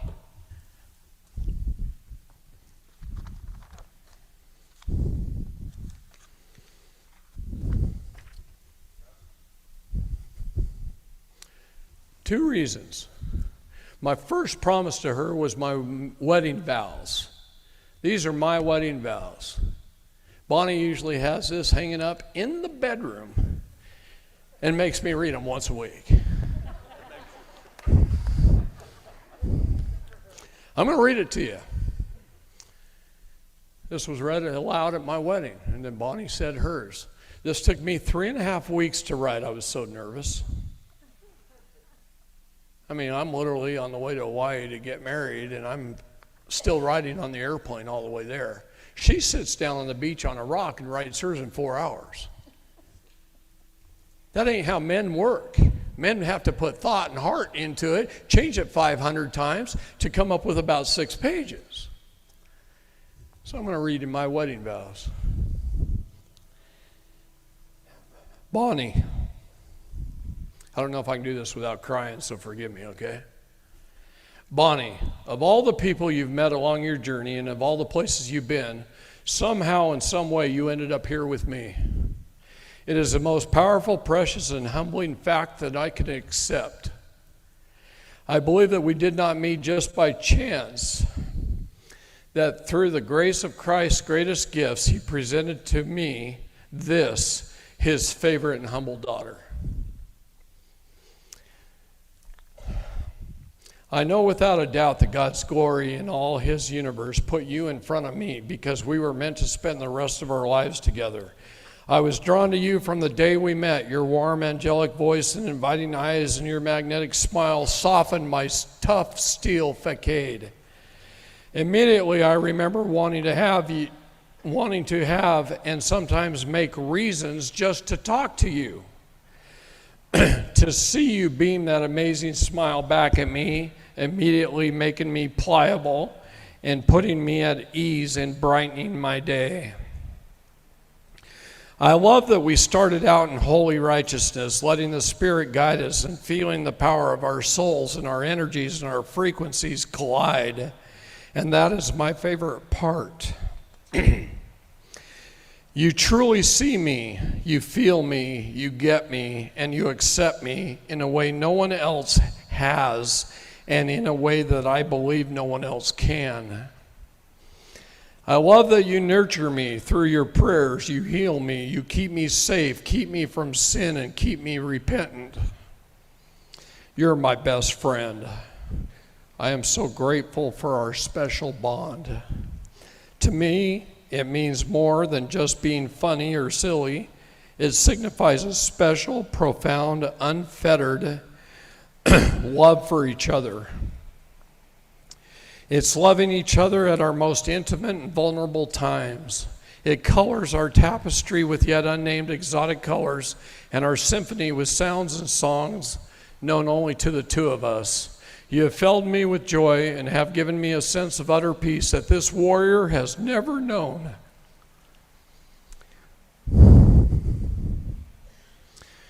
You are my best friend, my biggest supporter, and the best angelic backup singer a man could ever ask for. You're getting details of my personal life I never tell. I promise to never stop finding those fun and romantic songs for you, and I promise I'll learn to dance. I'm a terrible dancer. Although today marks a start to the rest of our lives, I know it will never be enough time with you.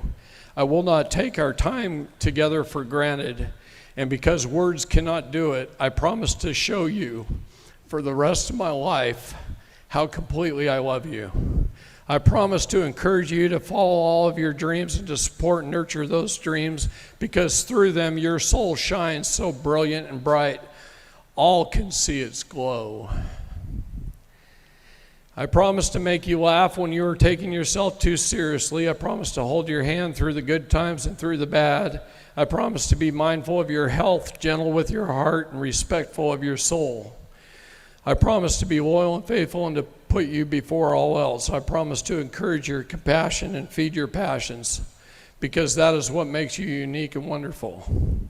I promise to help shoulder our challenges, for there is nothing we cannot face if we stand together.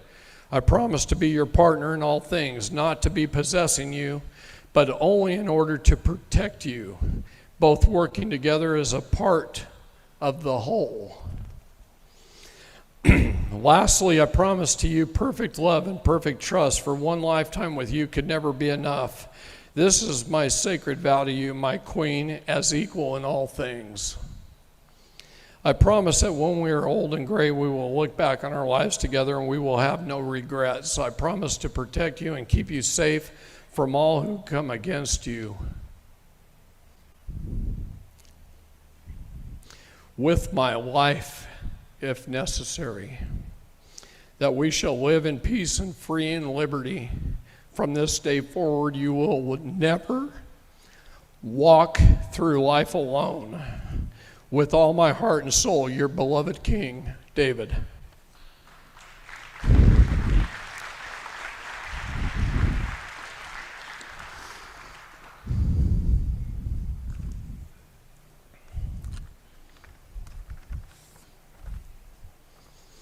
The judge did me a favor just before I came. My hands were going to be tied. My mouth was going to be tied. I wasn't going to be able to speak about this stuff.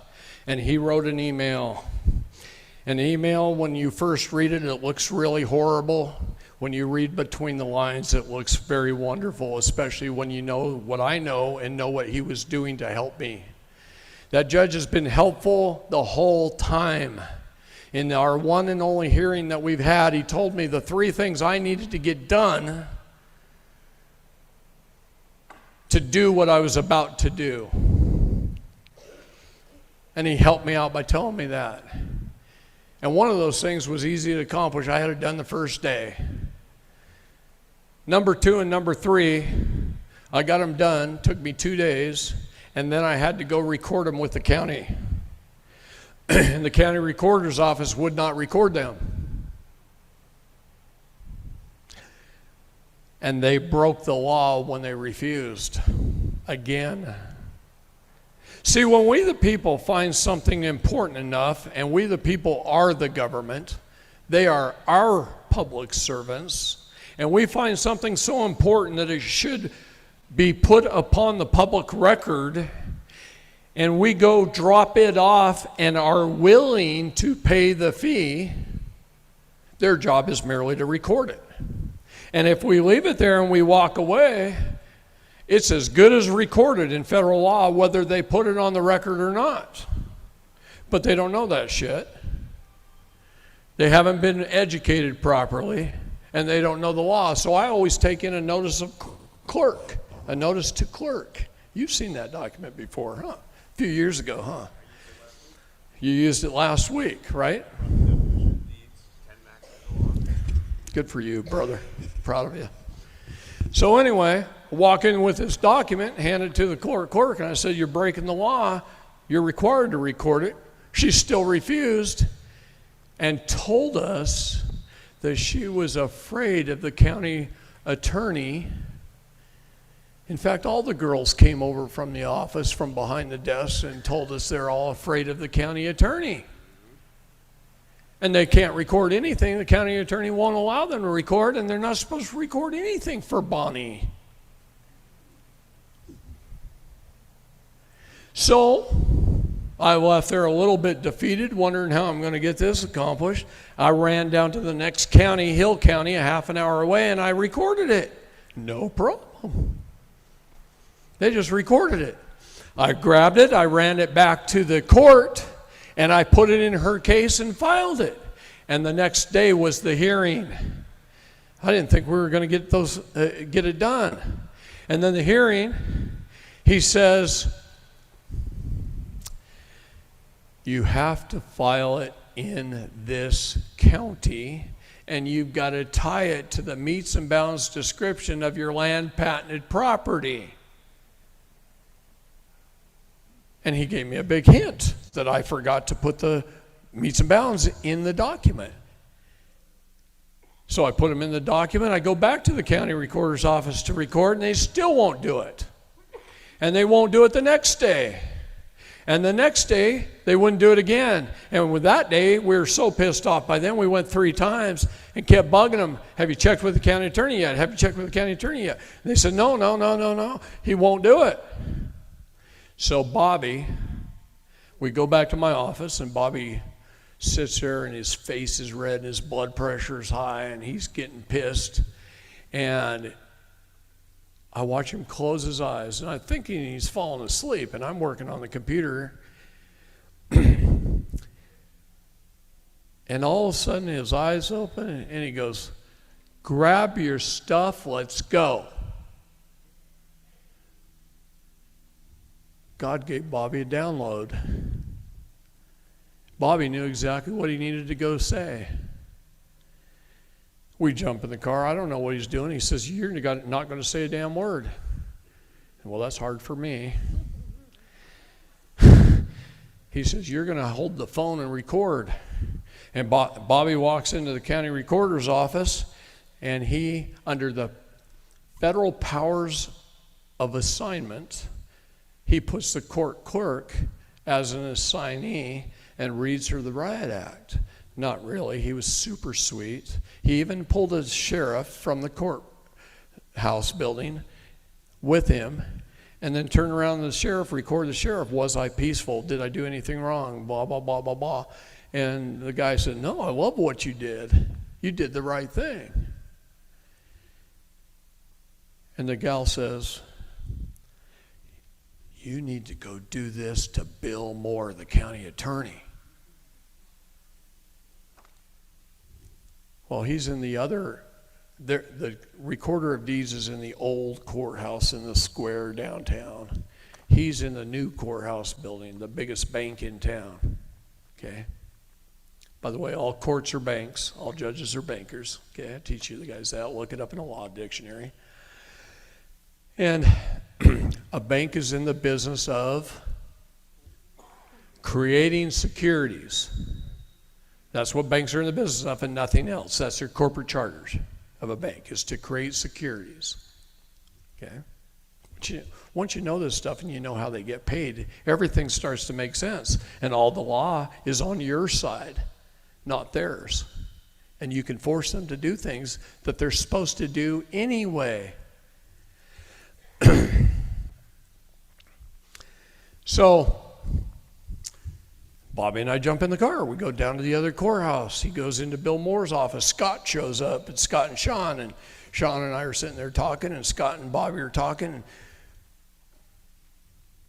Bobby knows it's hard for me to keep my mouth shut. So he hands Scott the phone. "You're going to record this." And Bobby goes in the county attorney's office, and the county attorney won't come out of his little office. It's right there. He sends his girl. And his girl comes out, and he does the same thing he did at the recorder's office to the county attorney's office, and made her an agent for him. And it was beautiful. We have it all on video. It's great. And Bobby laid a deadline of, we need it done by 4 o'clock. It's 3:30, you got a half an hour. And Bobby and I leave. We all leave. And Scott and Sean drive home, which is hours and hours and hours away. And me and Bobby, we get in the car and we drive right past the old courthouse, and we head up to our office. And we missed the county recorder's phone call. At 4 o'clock exactly, she calls and says the county attorney will record the documents.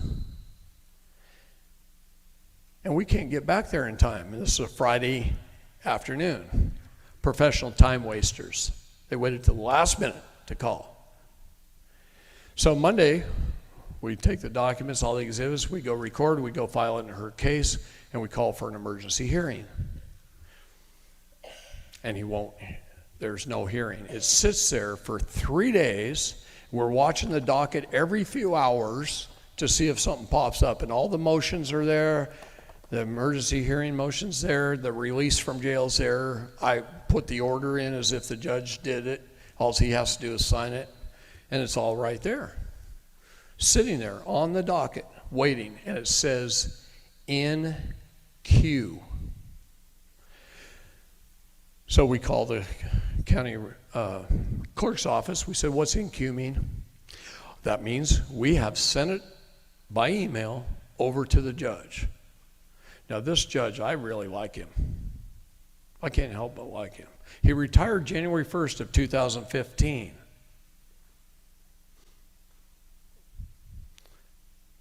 It's quite a while ago, huh? He is inducted into the Judges Hall of Fame. He's got credentials like you wouldn't believe. He's allowed to practice law in any county, in any courthouse, all the way up to the Texas Supreme Court. And he's allowed to practice law in any courtroom in the United States of America, including the Supreme Court, right under the justices. So he can take a case right to the Supreme Court. I like this judge. He's like judge number 10 in the country. And he's in his 80s. And he's smart as a whip. And this is why the only work he's done since he retired is the county calls him in on Bonnie's cases. Now, the head judge of the county, his name is Bosworth, Judge Bosworth. He calls Bobby and I into the hallway in the courthouse to talk to us in private. And he told us that we know what you're trying to do. In equity, we've just never done it. We know you have a bond to present to us, and we don't know how to cash it in. So we said, are you admitting that every judge in this county is incompetent in equity law? And he said, yeah. He goes, the only two judges I can tell you is Judge McGregor, who's the retired judge, and he's super nice. I like him. And this other judge, and here's his information, he's up in Fort Worth. Maybe you can go see him.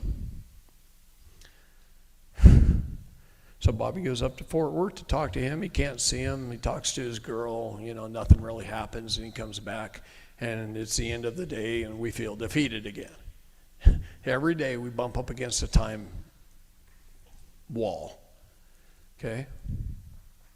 Every day. It's 18 days in a row today. And I got lots of people working on it, some very smart people doing things, but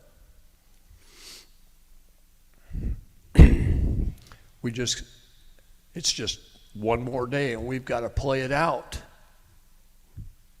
Okay, this is why Bonnie's still there. We've got to play it out. Well, just as I'm ready to jump on an airplane to come up and see you all, Judge McGregor puts an email on the docket. And I'm wondering, well, now, how do I get that copy of that email? So I call somebody, and they run into the courthouse. They get it. They send us a picture of it. And I read the email. And at first read, I went, holy shit, are we in trouble? I got to read that again. So I read it with knowledge and discernment, and I read between the lines, and I go, okay, I know what he's doing here. He's helping us, and I didn't know it. He's untying my hands and my mouth so I could talk to you all. I wasn't going to be able to tell you any of this. Because in the hearing, they basically put a gag order on you. And the email released me from that. And what it also did is it said that we've exhausted all remedy in the county. That we've exhausted the remedy. Well, you have to exhaust the remedy in the county, which is the state, in order to take it to federal court. Well, that's my playground. I love federal court. That's where I like to take everything. Because in federal court, I win every time. In the county, you don't always, because they never do the right thing. You know, you can quote the law, and they can follow it. And in federal, they usually do. But in the county, they do whatever the hell they want. Why is that? Do you guys know? Because the name of your country is called the White House Office, Inc. It's not even the United States anymore. The United States, Inc. went bankrupt under Trump. They fired up a new corporation under the District of Columbia called the White House Office, Inc., and Joe R. Biden is the agent of service. And he died in Bethesda Medical Center over 3 years ago, and his daughter even confirms that. So who the hell's running it? Clones, actors, whatever. Who the hell knows? This is why we can't even use the Second Amendment, because we wouldn't even know who we're going after. You just can't make this shit up. So we got to do things peacefully. And that's all we want is peace. That's all we want is peace. To be left alone. And then those are unalienable rights of the people. Peace and to be left alone. To be protected in the things that we do. To enjoy life, liberty, and property in the pursuit of happiness. It's all we ask for. Not being attacked at every goddamn moment because we went 5 miles an hour over the speed limit. That truly doesn't exist anyway. And guys, I want to tell you something that's been happening since December of 2021, when Judge Clarence Thomas stood in front of the news and he said that admiralty law is dead in this country and we're going back to common law.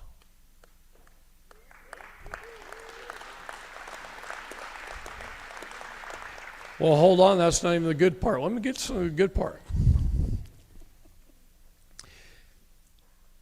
I've been called from 6 law students across this country, including one young lady who is in the graduating class, just graduated from Harvard University with honors. And she's sitting there in the audience of Harvard graduate attorneys who haven't passed the bar yet, but they graduated. And she's sitting there, and the professor that's giving the graduation speech says, all this stuff you've learned over the last 4 years here at the great Harvard University is all well and good. All the statutory law and case law helps you improve and learn. However, you all need to come back next year and learn common law.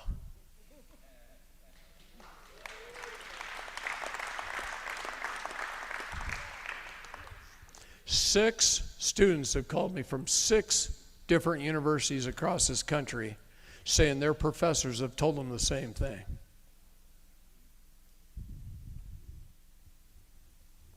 Things are changing. What's that?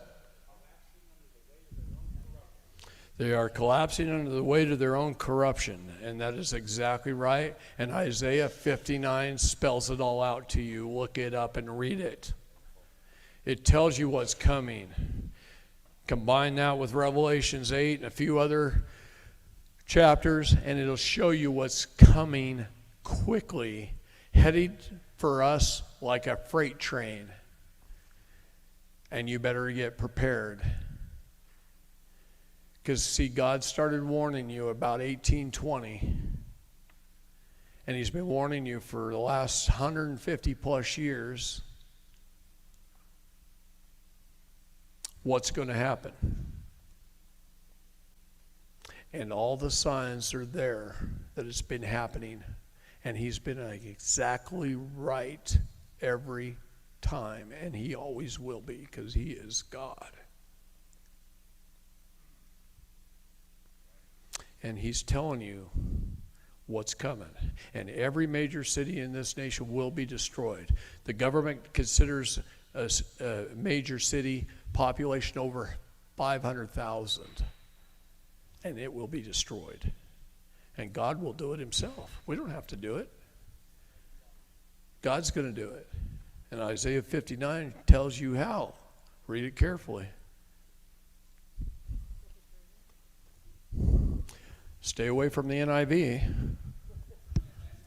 It's been watered down so much it's pathetic.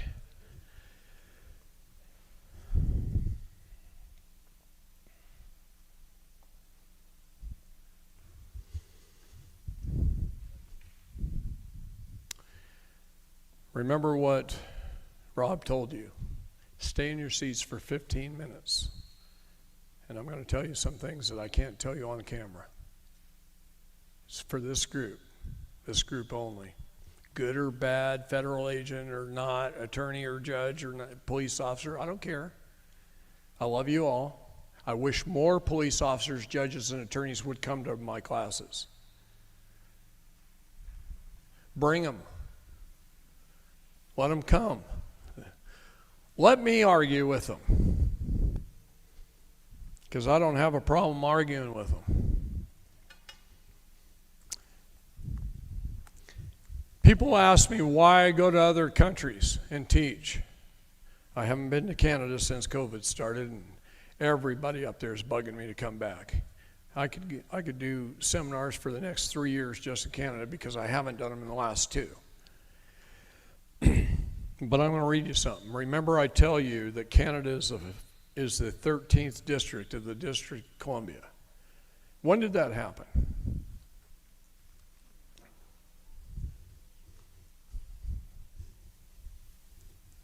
Nobody's going to answer.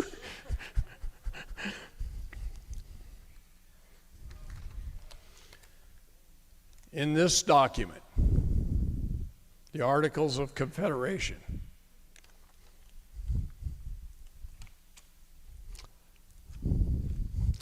(1778), Canada became a part of the United States. Let me read it to you. This is right out of that document. Article 11, X1.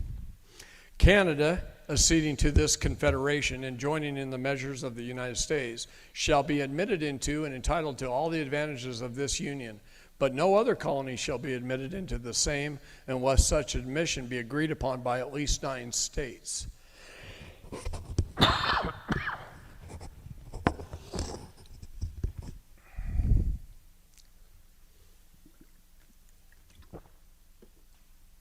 Bear with me, I've been talking a lot the last 2 weeks, raising my voice and yelling at public servants.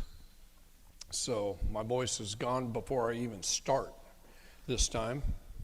Usually it's Sunday night when I don't have a voice, but it's going. So right there in the Articles of Confederation, Canada became one of the districts. Who created the districts? None of you had a history class, or just does our public school system not teach anything? I'm trying to make a point. Okay, how long has this country been in existence? 1607, we landed in Jamestown, Virginia. We signed the Virginia Compact and created a government. In 1620, we landed in Mayflower. And before they even got off the boat, they signed the Mayflower Compact and created a government. Those governments joined together. And that created 13 colonies eventually. And many of our people that came over, almost all of them, were all British citizens or soldiers. I want you to follow me here. We went through several years of various wars, from Indian wars to the Revolutionary War to the shot heard around the world at Concord. And one general stood out. His name was George Washington. And he was a British general. We were Britain here. All of our colonies were Great Britain. Till 1776, right? No. That's a lie. Everybody thinks this country formed July 4, 1776, and I'm here to tell you it didn't. That's a lie. In fact, we had 13 presidents before George Washington. One man was even black, so Obama wasn't the first. Okay? So here's a history lesson. In 1775, our nation of founding fathers created the Uniform Code of Military Justice. And that became our nation's laws. The UCMJ.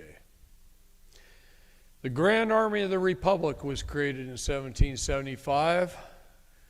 A couple of months later was the United States Navy. 30 days after that was the United States Marines. All in 1775, well before July 4th of 1776. On July 2nd of 1776, the Lee Resolution was signed because they were at our Continental Congress trying to decide what type of country this was going to be.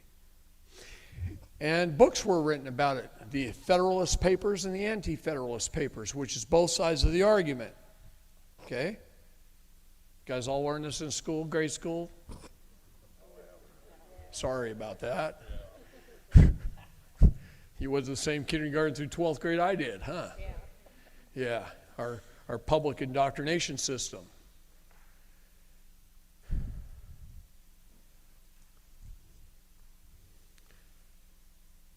So we were under military rule under the Grand Army of the Republic long before the civil side of our government was created. And who became our first president? Okay, on July, I skipped a part. Sorry, I got off track. July the 2nd, 1776, the Lee Resolution was signed. And it was signed in Congress, and it was written on a napkin in pencil. I have a copy of it in my book. A napkin and pencil, and it told the votes, the yay or the nay, and there was 13 signatures, one represented from each of our states at the time. And that document was recorded in the public in pencil on a napkin, and it told how many voted for yay and how many voted nay, and it had signatures. And it was sent to the King of England. And it's the precursor that truly freed our country while the Declaration was being written. And then we had the Declaration of Independence, which became our formal document. Okay? July the 4th, that's why we celebrate fireworks, right?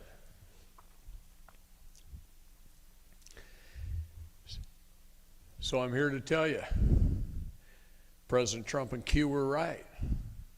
The military is the only way, because we've been under military war powers under Emergency Act after Emergency Act after Emergency Act since 1775. Now the Posse Comitatus Act came along, and the military can't get involved in civil matters. That's why we have a Department of Justice. But God says in Isaiah that when the Department of Justice becomes so corrupt that justice cannot happen in this country, God's going to step in and destroy it. And I've watched over the last 30 plus years the progression of that and how it's happening all across this country. And I'm seeing how the police are becoming more brutal, how they're not following the law, how the attorneys are attorneying people and not following the law. They're doing it all for profit. And I will tell you how they get paid. Quite a few years ago, I took a case in the 9th District Federal Courthouse in Portland, Oregon, in front of Judge Mosman, and I exposed on the criminal side how they get paid out of our trusts that were created with our birth. And I exposed that. You know what they did with it? They sealed the case, handed me all the documents back, and said, here, we don't want some law student at Cornell looking this up and showing everybody how to win. But I've been teaching it ever since. They don't want people to know how they get paid.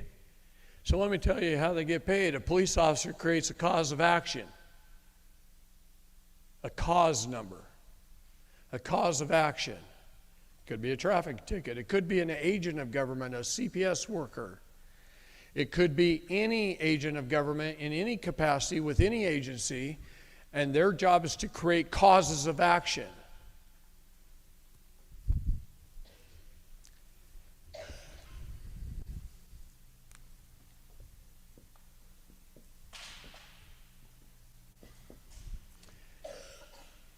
They create a cause. They take you out of it. It becomes a case. They have to take you out of it. See, they can only try you. They can only bill you. They never say David Lester Straight owes $2,560. They say David Lester Straight, you owe $2,560. You is so important. Who is you? If I yelled in this room, hey you, who's going to answer? See, you is plural in nature. It belongs to everybody. It's accusatory on everyone. It forms latches and joinder. And they're always there to arrest you. They're never there to arrest Paul Pendergrass. Right? They arrest you, Paul Pendergrass. The person. Person. What is a person? Not quite. I better put the last letter up there. My brain was working way ahead of my hand. What is a person? It's an office holder on a ship. Its root word is purser. If you look up purser in the dictionary, it'll say the debtor, the one responsible for all the bills of lading, port taxes, charges, and fees of a ship. Are you a citizenship? A group of you, a citizenship? Holding the office of person. What does God say about person? Job 32:21-22 says, be the man and not the person. Don't put flattering titles of person upon a man, for if you do, I shall surely take you away. Now that depends on which dang version you read. Job 32:21-22. He's telling you right there it's a sin and it'll take you away if you accept any man's person. Yet you call yourselves persons all the time. Because that's what we were trained to do in this whole bankers indoctrination program that we've been under. And when you understand the English language, and I suggest looking it up in English, Latin, and Hebrew, every word, then you'll truly know what the words mean. Because nobody knows. I can't speak English and teach you anything. Because the words don't mean that in the law, what our common language means. And that's why everybody goes into court and gets screwed up.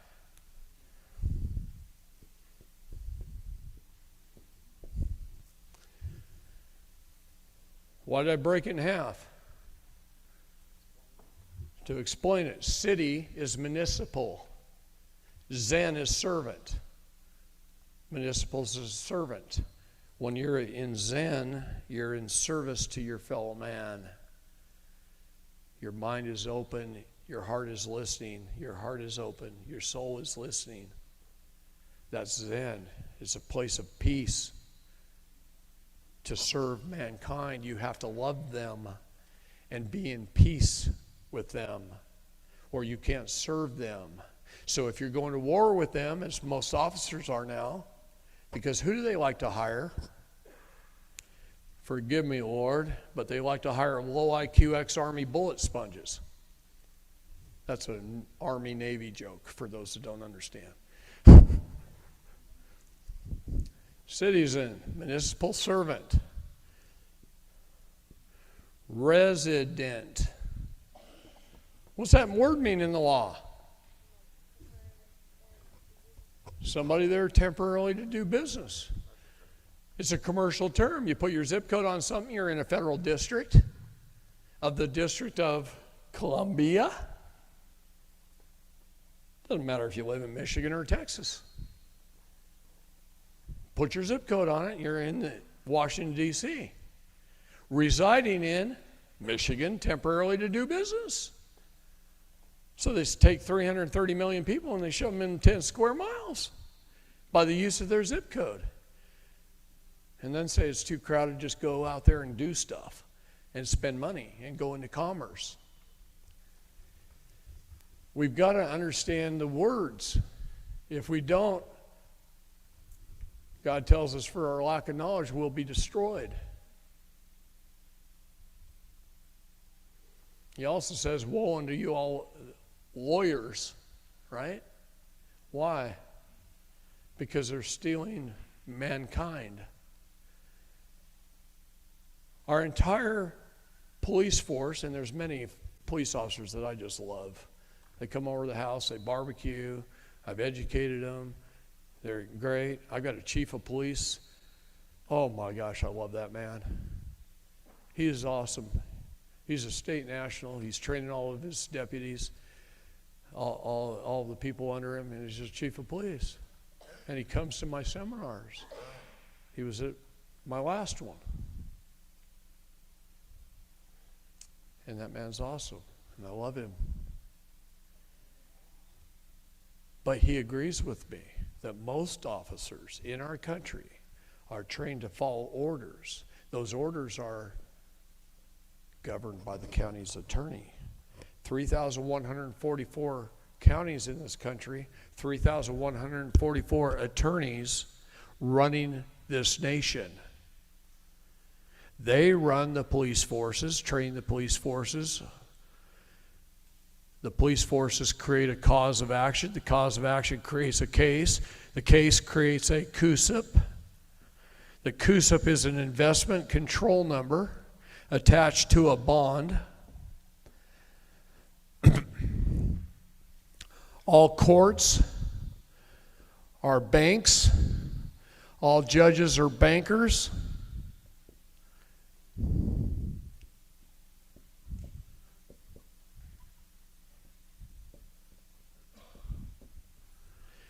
And a bank is in the business of creating securities. What is the United States government in the business of doing? Stop that. Yes, it is fraud because they didn't educate you. Any lack of disclosure creates fraud. Okay? But they didn't educate you. But what does the United States create? You guys, you should have had more coffee. Because I had 2.5 hours sleep and I'm fired up. The United States creates this. That is a bond. It is a security. It was created with your birth. Several years back, I had the privilege of speaking at The Hague. And I told them the story of a mother. And I was told that's the greatest story there is. That every man, woman, and child should hear that story. Remember? And I was told not to tell it. You don't tell David Straight not to tell something. I'm going to tell my people because I love them.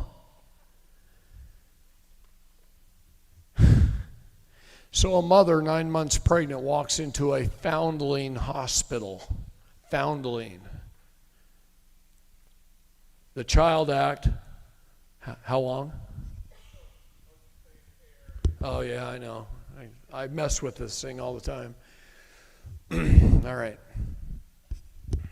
I'm also having a problem with my voice, and that ain't helping. Throat's getting scratchy. So, a mother walks into a foundling hospital, 9 months pregnant, foundling. In 1908, the Child Act created all hospitals, police stations, fire stations, and churches were designated as foundling. The definition of the word foundling is a safe place to abandon a child.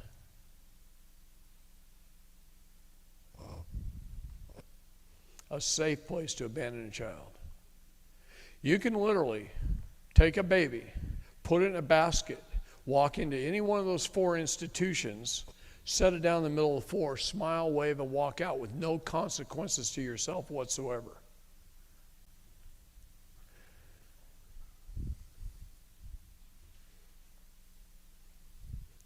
Now, some of them are wondering what the hell you're doing. They're going to try and question you, but literally, legally, there's not a darn thing they can do that you did that.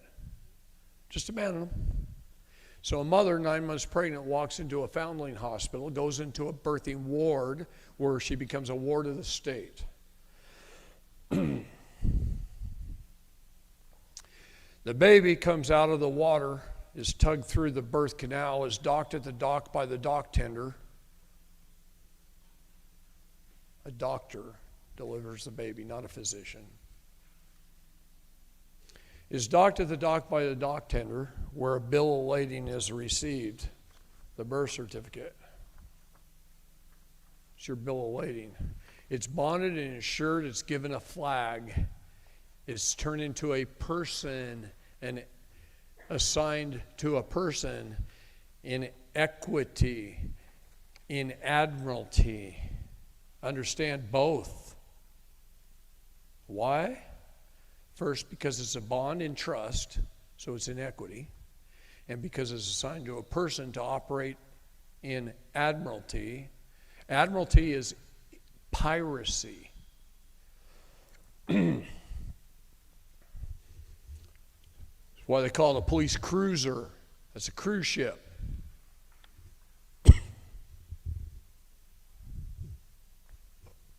It's fun to ask cops, you know why it's called a cruiser?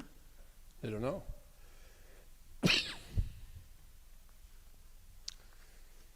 This is a bond.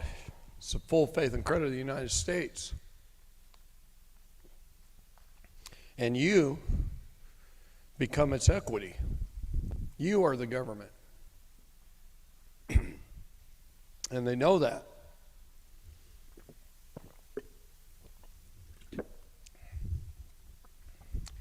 So could we go cruising to lunch right now? In about 2 minutes. Okay, go for it. And you're going to come up right after lunch. Okay. Police officer creates a cause of action, that creates a case, that creates a CUSIP. The CUSIP is attached to the bond. It's the investment control number. And then under their ISILN number,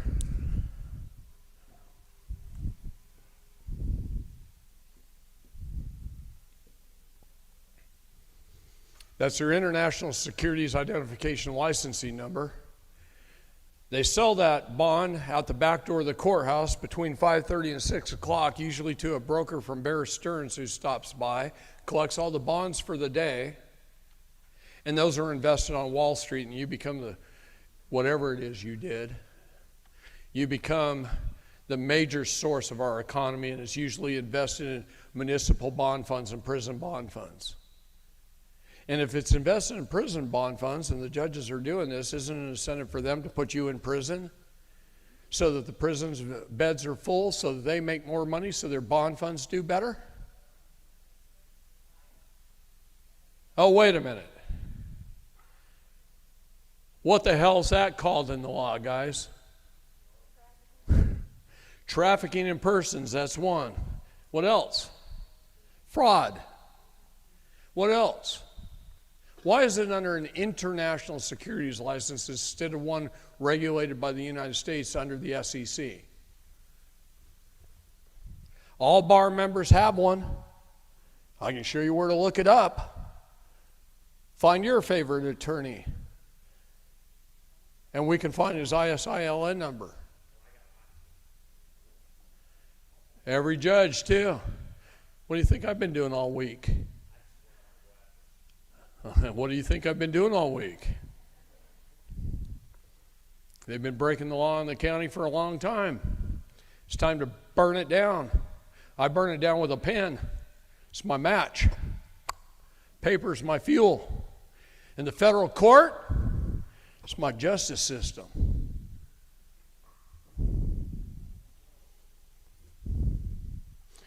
And you guys don't even know something, because I don't teach it until you're ready to go claim your estate. But you don't know what this is.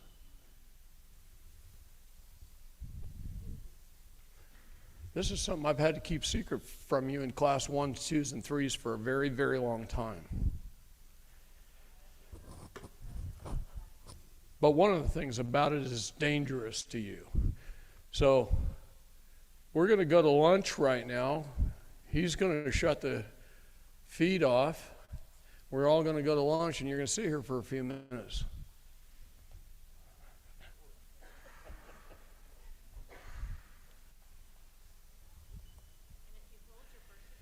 Because